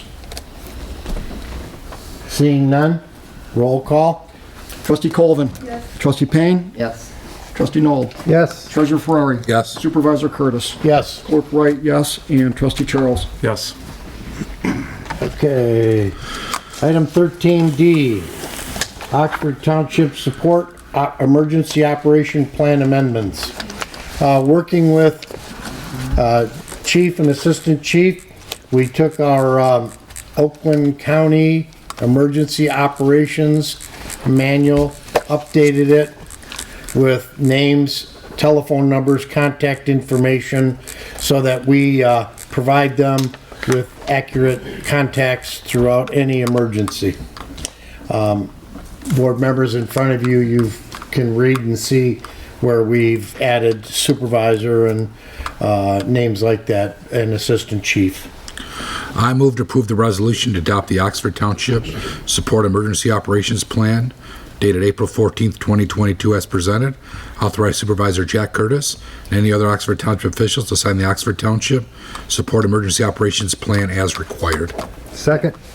I have a motion by Treasurer Ferrari, a second by Trustee Nold. Questions? Clerk Wright? Yes, considering Chief Schultz still retires at the end of the year, does this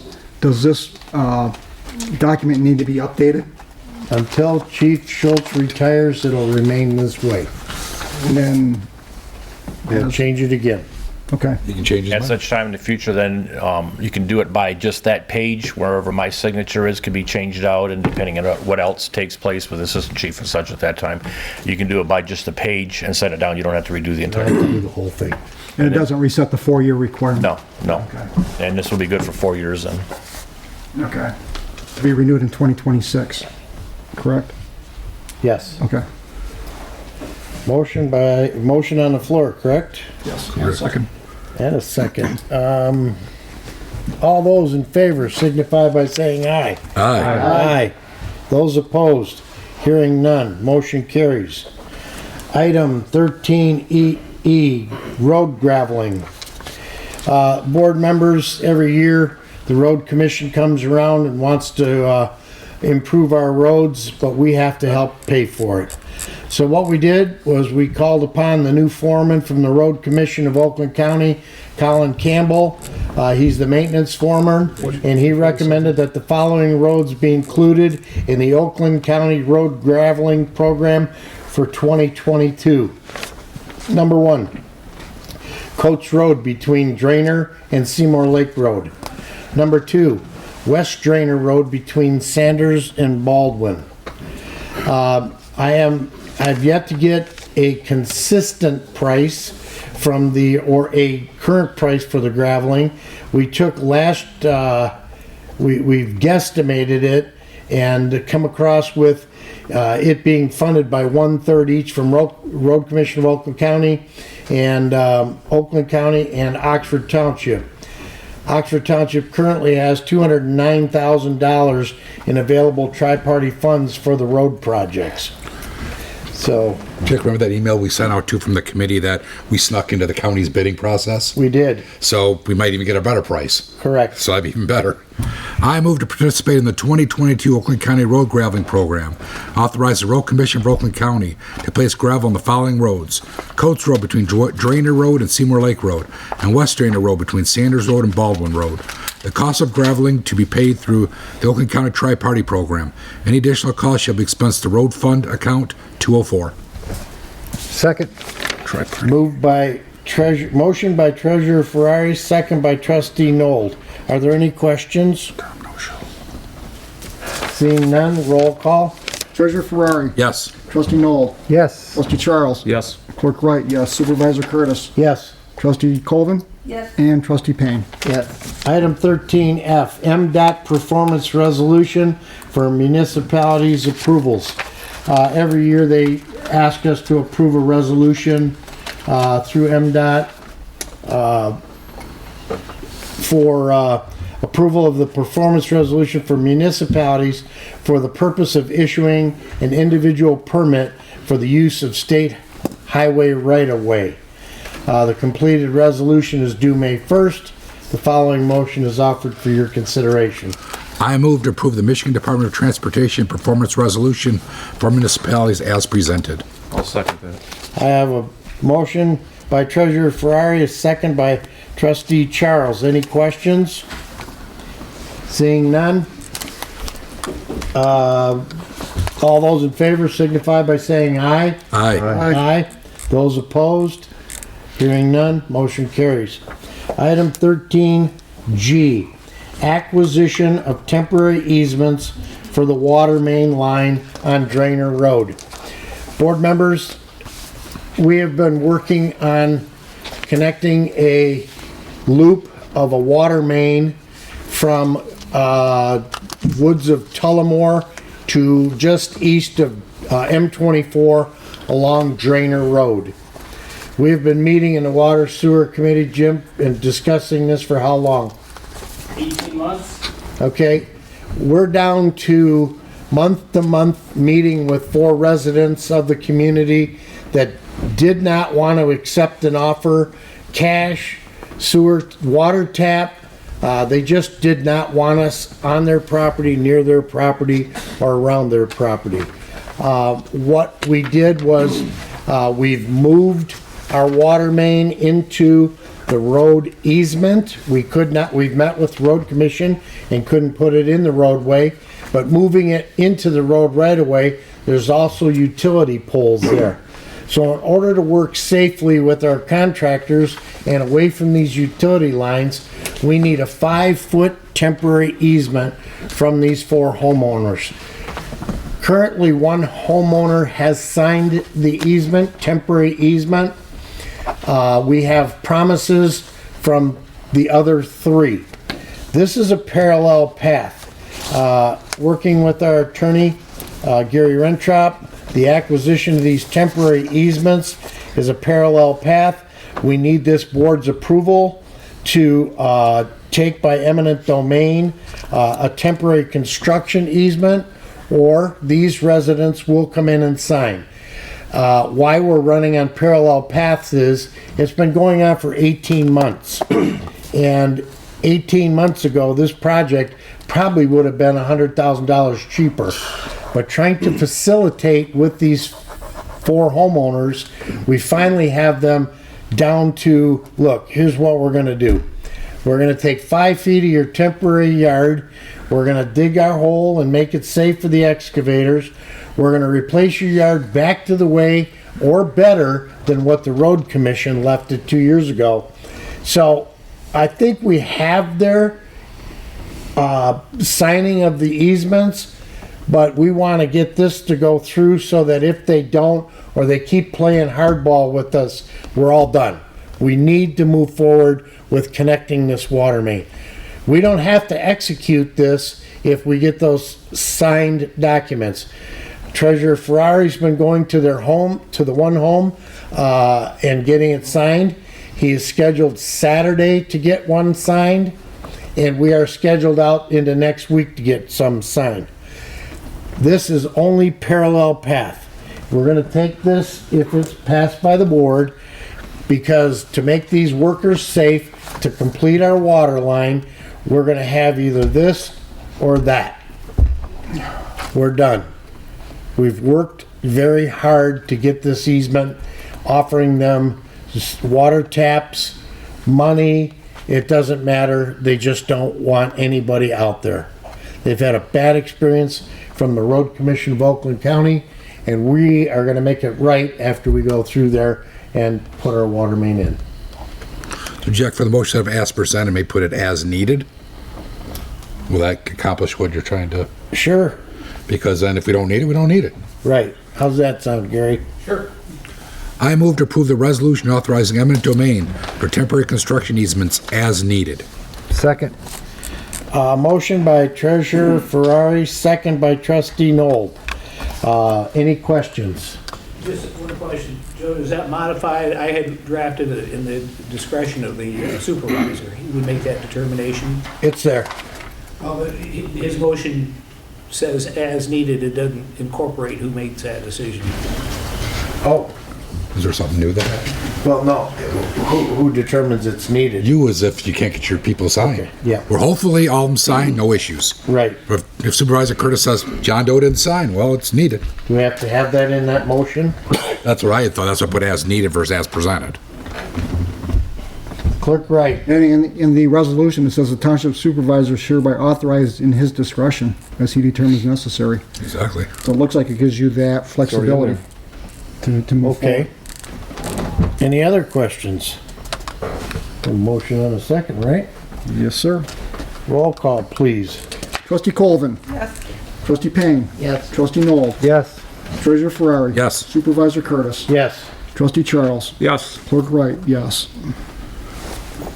I think that concludes my work. Say good night to y'all. Good night. Hans isn't as lucky. Hans isn't as lucky. No, he's not. We'll keep one of you here. Take care, everybody. Take care. Let's see here. Age has its privilege. That's right. Thanks, Gary. Thank you. Okay, item 13H, cemetery paving project. Who wants to take that? You and me. Go ahead. Okay. I'm tired. Okay, as you recall, Board, the approval of American Rescue Plan Act funds for $100,000 were allocated for cemetery improvements, being proposed paving, ditching and drive improvements, and tree replanting. So in front of you is a recommendation from the committee to pave this section of the Oxford Cemetery on the north side, the center drive. And the reason why we are requesting this to be paved is, looking at this picture, you see that pile of dirt, that's what builds up at the low spot on the sidewalk when it rains, and then it filters down, from down this elevation here into the sidewalk, and then it drains right to here, and then it just builds up, causing a safety hazard. So what we're looking from the Township Board is, I will move to authorize Sharp Engineering to contact H.G. Sarter, the contractor, for the 2022 Safety Path Maintenance Project and provide a quote for the proposed Oxford Cemetery paving project for consideration of approval at the May 11, 2022 Charter Township of Oxford Board of Trustees regular meeting. I will second that. Okay, I have a motion by Clerk Wright. I have a second by Treasurer Ferrari. Questions? Mr. Chair, Yes. that cemetery has a lot of elevation. Yes. If we put a road in there, asphalt road, the water's going to go somewhere. Are But there it going to be, won't bring the gravel. but it won't bring the gravel. Are we going to take any provisions to manage the water? We can work with the contractor to, when they grade it, to pitch it to one side or the other. It's less steep than the driveway that's to the west, that's for sure. That's correct. steep. And that's made a big improvement over there when we paved that a few years ago. So we'll work with the contractor to make sure that it's at least pitched best we can into the lawn areas. Thank you. Any other questions? Trustee Charles? I had one more comment. I just wanted to make it clear that in the motion where it talks about approaching H.G. Sartor, we're not sole sourcing this. They are the contractor that was chosen by this board to do the safety path repair project. So we thought that because they're going to be in the area anyway, paving the safety path on Draynor Road, that we would approach them to see if they could give us a price for this, and if it seemed like a reasonable price, in lieu of going out to full bids all over again and stuff for this little piece of paving here. So I don't want it to seem like we're just going after this one contractor. That is the reason why we are going to ask H.G. Sartor for a price to do this work, which I assume Curtis would then come back to you and to this board for consideration, correct? If we can get that by May 5th, so we can get it in the board packet. I think we can probably do that, yep. When does the safety path project begin? Do you have a schedule? It's going to begin around the beginning of May. Okay. Jack Faith may come out earlier and start some of the boardwalk work, but as far as the asphalt work goes, when the plants start opening up here soon, so we're first on their list, so it'll be sometime in early May. Okay. Are there any other questions? Roll call? Clerk Wright, yes. Supervisor Curtis? Yes. Treasurer Ferrari? Yes. Trustee Noel? Yes. Trustee Payne? Yes. Trustee Charles? Yes. And Trustee Colvin? Yes. Okay, 13I, replacement of chairs for the boardroom. I bet Joe's gonna vote on this one. Yes. Mine does kind of wobble around. Kind of like being on a ride. Go ahead, Trustee Nold. I'll let the chairs speak for themselves tonight. The second, we're trying to follow protocol with 3,500 to be transparent. So I would like to move to direct Supervisor Jack Curtis and Trustee John Nold to research and purchase a total of 15 chairs. 9 chairs to replace the current chairs used by the Township Board and Planning Commission. That's us. And 6 chairs to be replaced current worn chairs within the Township Hall building, and this includes the Sheriff's Office. The total cost is not to exceed $3,500. This not to exceed $3,500 to be expensed to General Fund account 101-265-977-000 equipment acquisition. And I'm going to support that with an amendment. The Sheriff's Office one should be responsible for their shares, for their share of the project.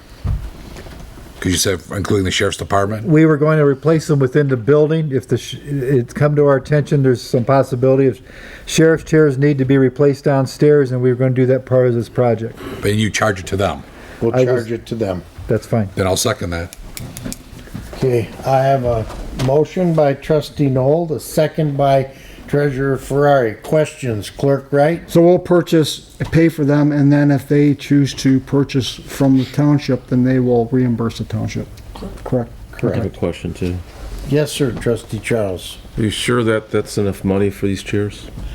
We have been researching the chairs. They have come down dramatically and improved performance over the past few years. These chairs, for example, were $300.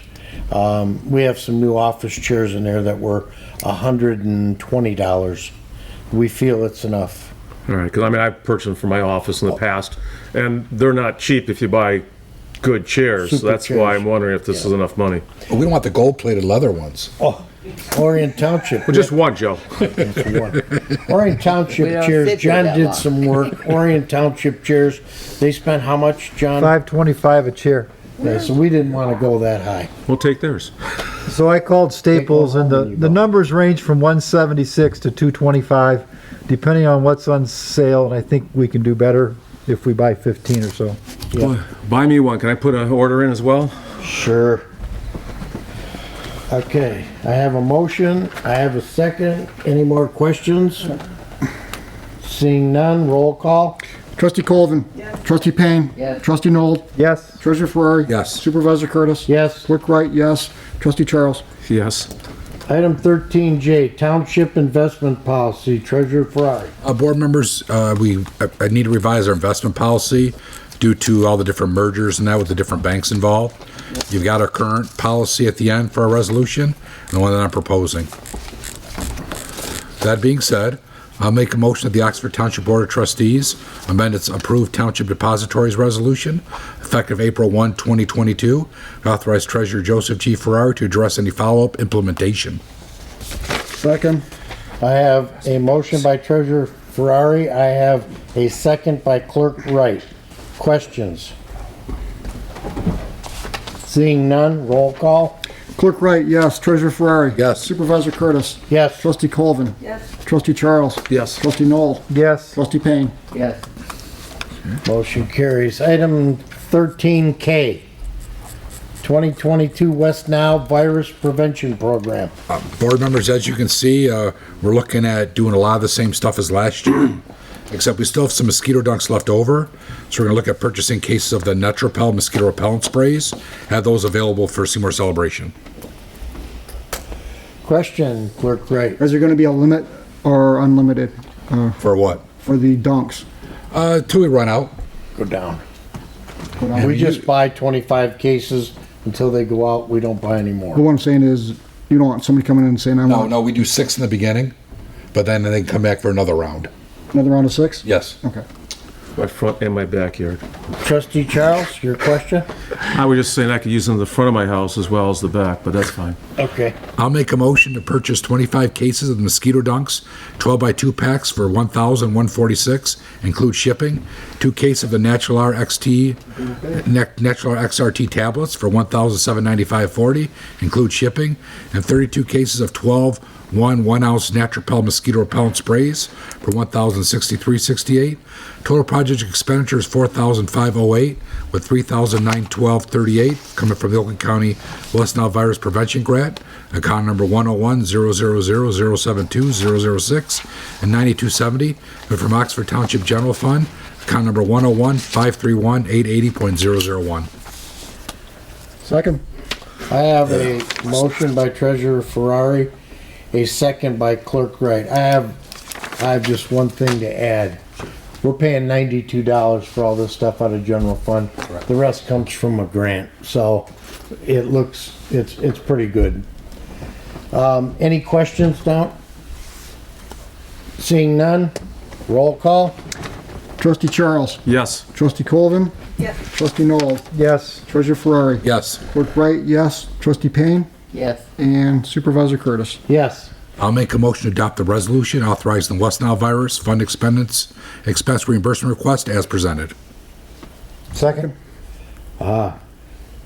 Moved by Treasurer Ferrari, second by Trustee Noel. Any questions? Seeing none, roll call. Trustee Payne. Yes. Trustee Noel. Yes.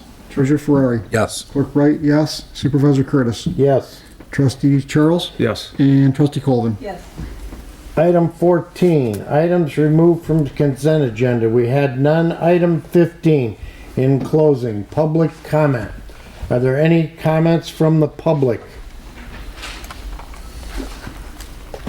Good evening. It's been a heck of a year, and I want to thank you for your continued support and renewal of my contract.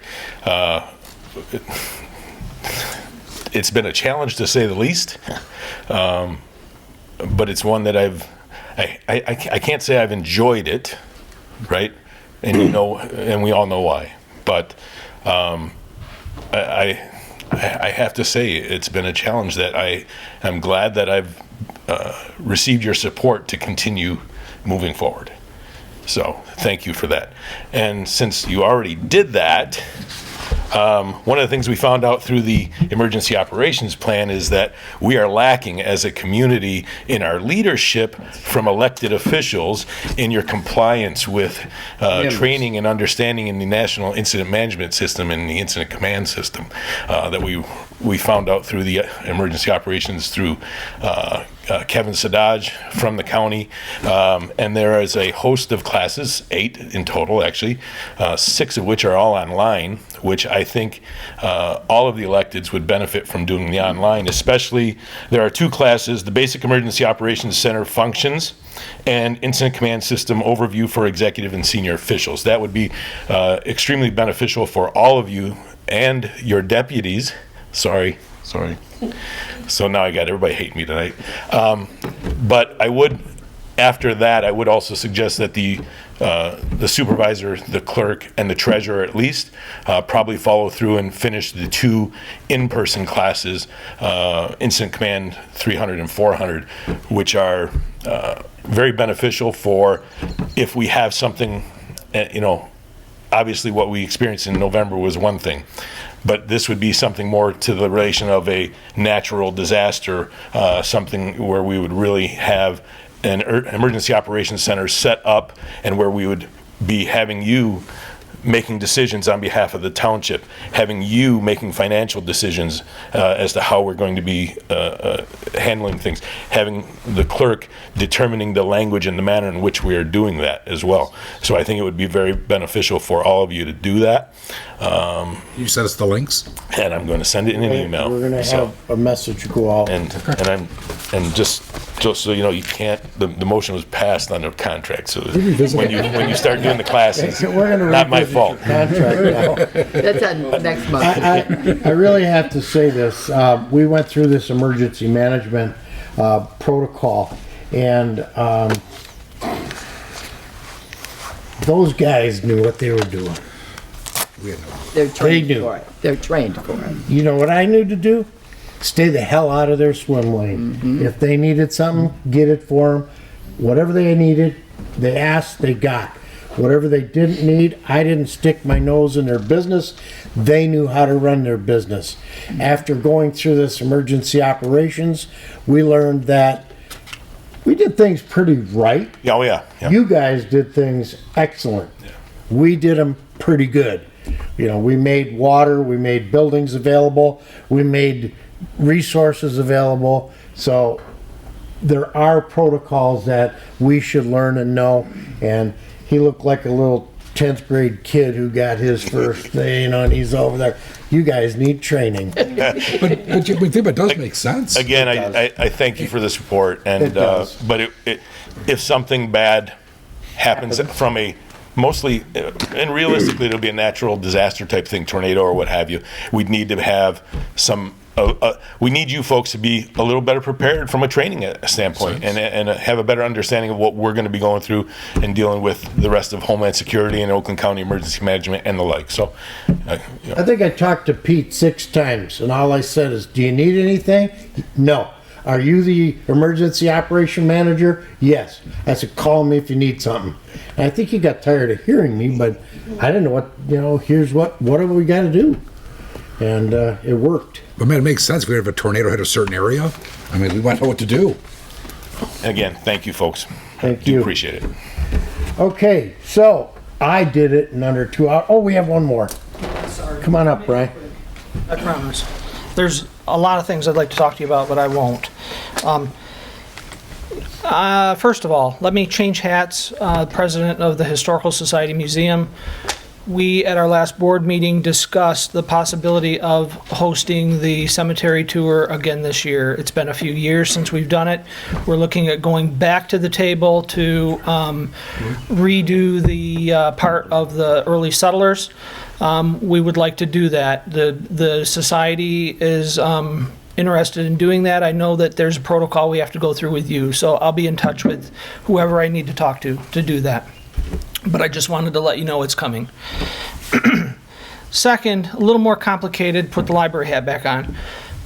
Many years ago, we negotiated, the library negotiated with Oakland County Road Commission and MDOT. We were able to get signage downtown, wayfinding signs for the library, as well as signage at Pontiac and Burdick Street. So you're saying, why are you asking us about this, or why are you talking about it? It's in the village. I get it.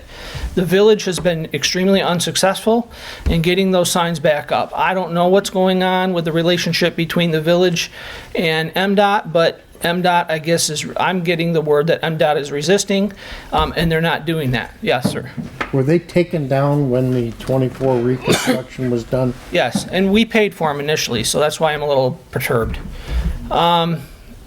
My question, I guess, is if we can't get them up downtown, can I work with the township in at least getting them at Draynor, maybe, in your jurisdiction, Draynor and M24 and Pontiac and Draynor? I mean, if you go to Lake Orion, the Orion Township Library has these wayfinding signs on M24, so I don't know why all of a sudden Oxford can't. If you go north into Lapeer County, Lapeer District Library has these signs on M24 at Dryden Road. So why is Oxford different? So I might be coming to you to see if we can work together with MDOT and the Oakland County Road Commission to get them in your jurisdiction and move them out of the village, because I'm quite frankly tired of that. The other element too is Clerk Wright, I believe you or someone on your team sent me an email. Forgive me, I can't recall exactly what it said verbatim, but it had something to do with we owe additional funding for the election. Was that correct? Yeah, there was an additional bill, I think it's $242 or something, that come through from the county, but we just received that bill for that election. Okay, and I apologize for not understanding what your intent was. Did you want us to pay that bill? Yeah. And who are we? Are we paying you, or are we paying them directly? You'd pay them directly. I think it's a bill from Printing Systems, Inc. Something like that. The county purchases ballots. They pay PSI to print them. Okay. Why PSI took so long, that's the first bill we got. It just came through in April. I don't know why it took so long for them to send out their bills. Well, in the scheme of things, it's a drop in the bucket, and we'll get it paid, but I just wasn't sure if we were paying that or if we were reimbursing you or how that was working, and it probably You know, it was probably clear, but to me it wasn't clear, so we're paying it directly to them. I think the confusion was before we paid everything. Right. And then you just reimbursed the township. With Correct. this one, this is just a single bill. So you want us to pay it, we'll pay it. Okay, we'll take care of that.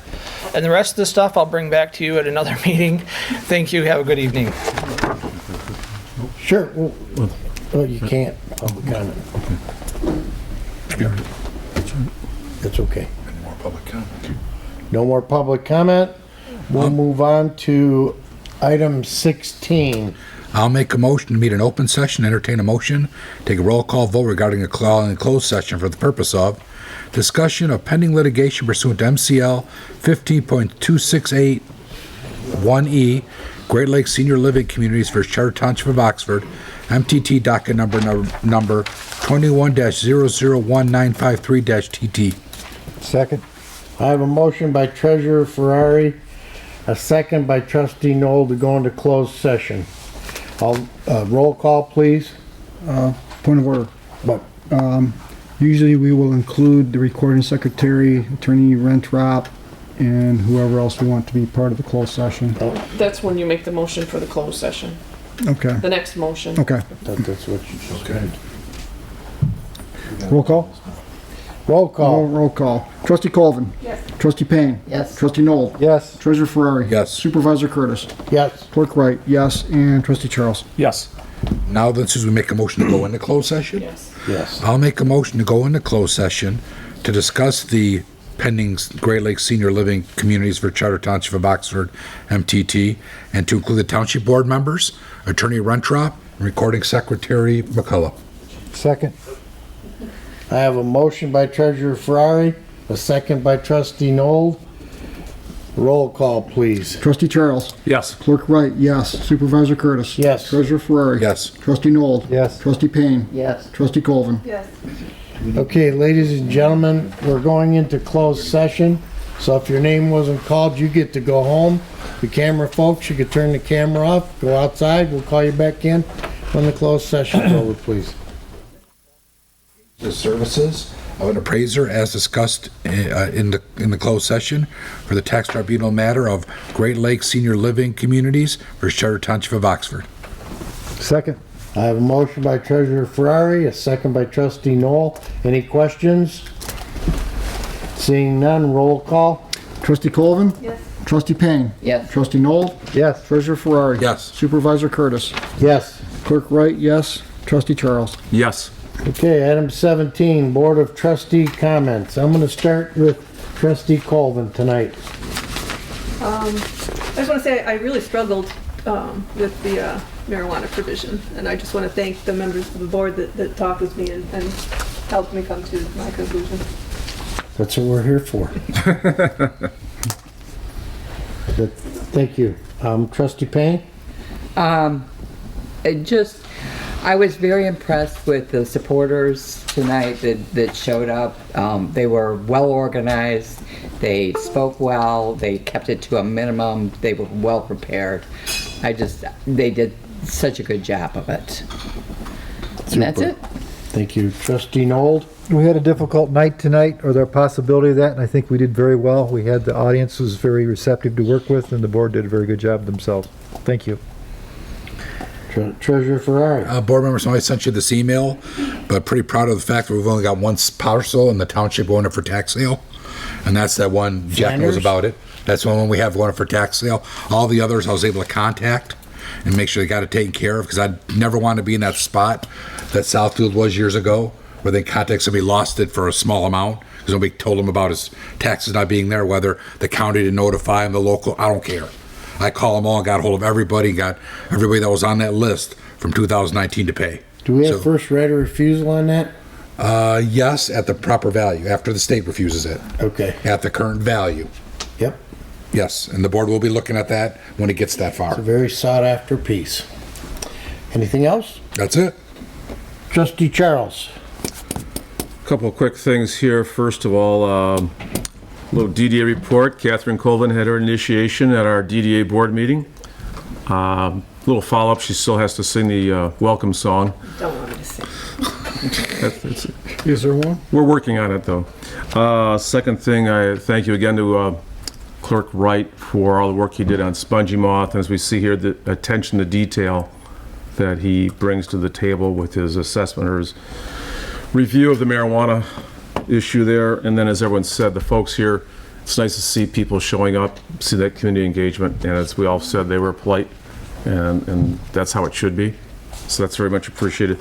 One other thing too, you know, I like going to SEMCOG meetings. I'm the alternate delegate. I was sick last time. I was on my way back from East Tawas, and but anyhow, Joe Ferrari, last minute, thank you for getting over there to attend the SEMCOG meeting. I appreciate it. I, as I said, I do enjoy going. I would have gone if I could have, but wouldn't have been good to go.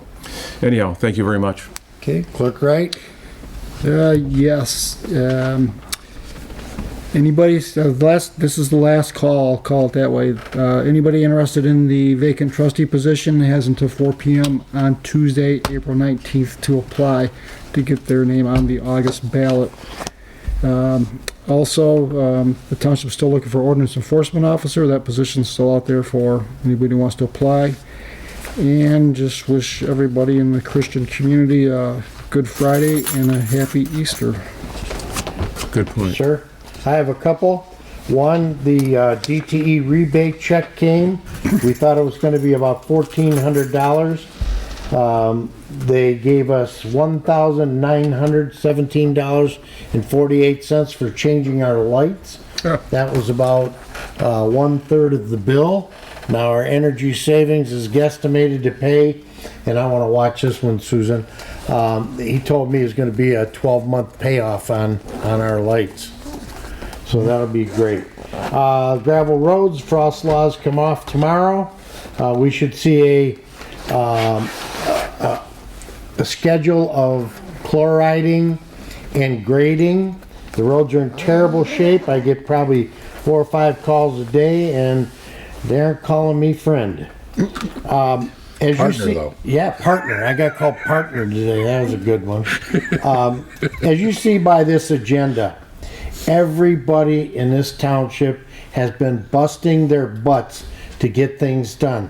Things that haven't been in place, things that have been in place that are wrong, things that need to be modified, and things that need to be get on here. We had 21 items on here tonight. I have 5 on my desk that I haven't brought in here yet. We talked about the credit card resolution from 2002. A lot of things need to be done. Everybody here is busting their butt to get this stuff done. So I kept the meeting into 2 hours. We got 30 minutes for Hans. We're going to blame him on that one. But other than that, I want to thank everybody. We've been working hard to get this stuff done. And going out to people's houses to get them signed things, to staying from 6 in the morning till 6 at night. But the township is really working hard. And I thank you for that. Other than that, item 18. I'll make a motion to adjourn. Second. Motion by Treasurer Ferrari, second by Trustee Payne. All those in favor signify by saying aye. Aye. Aye. Those opposed, hearing none, you can go home.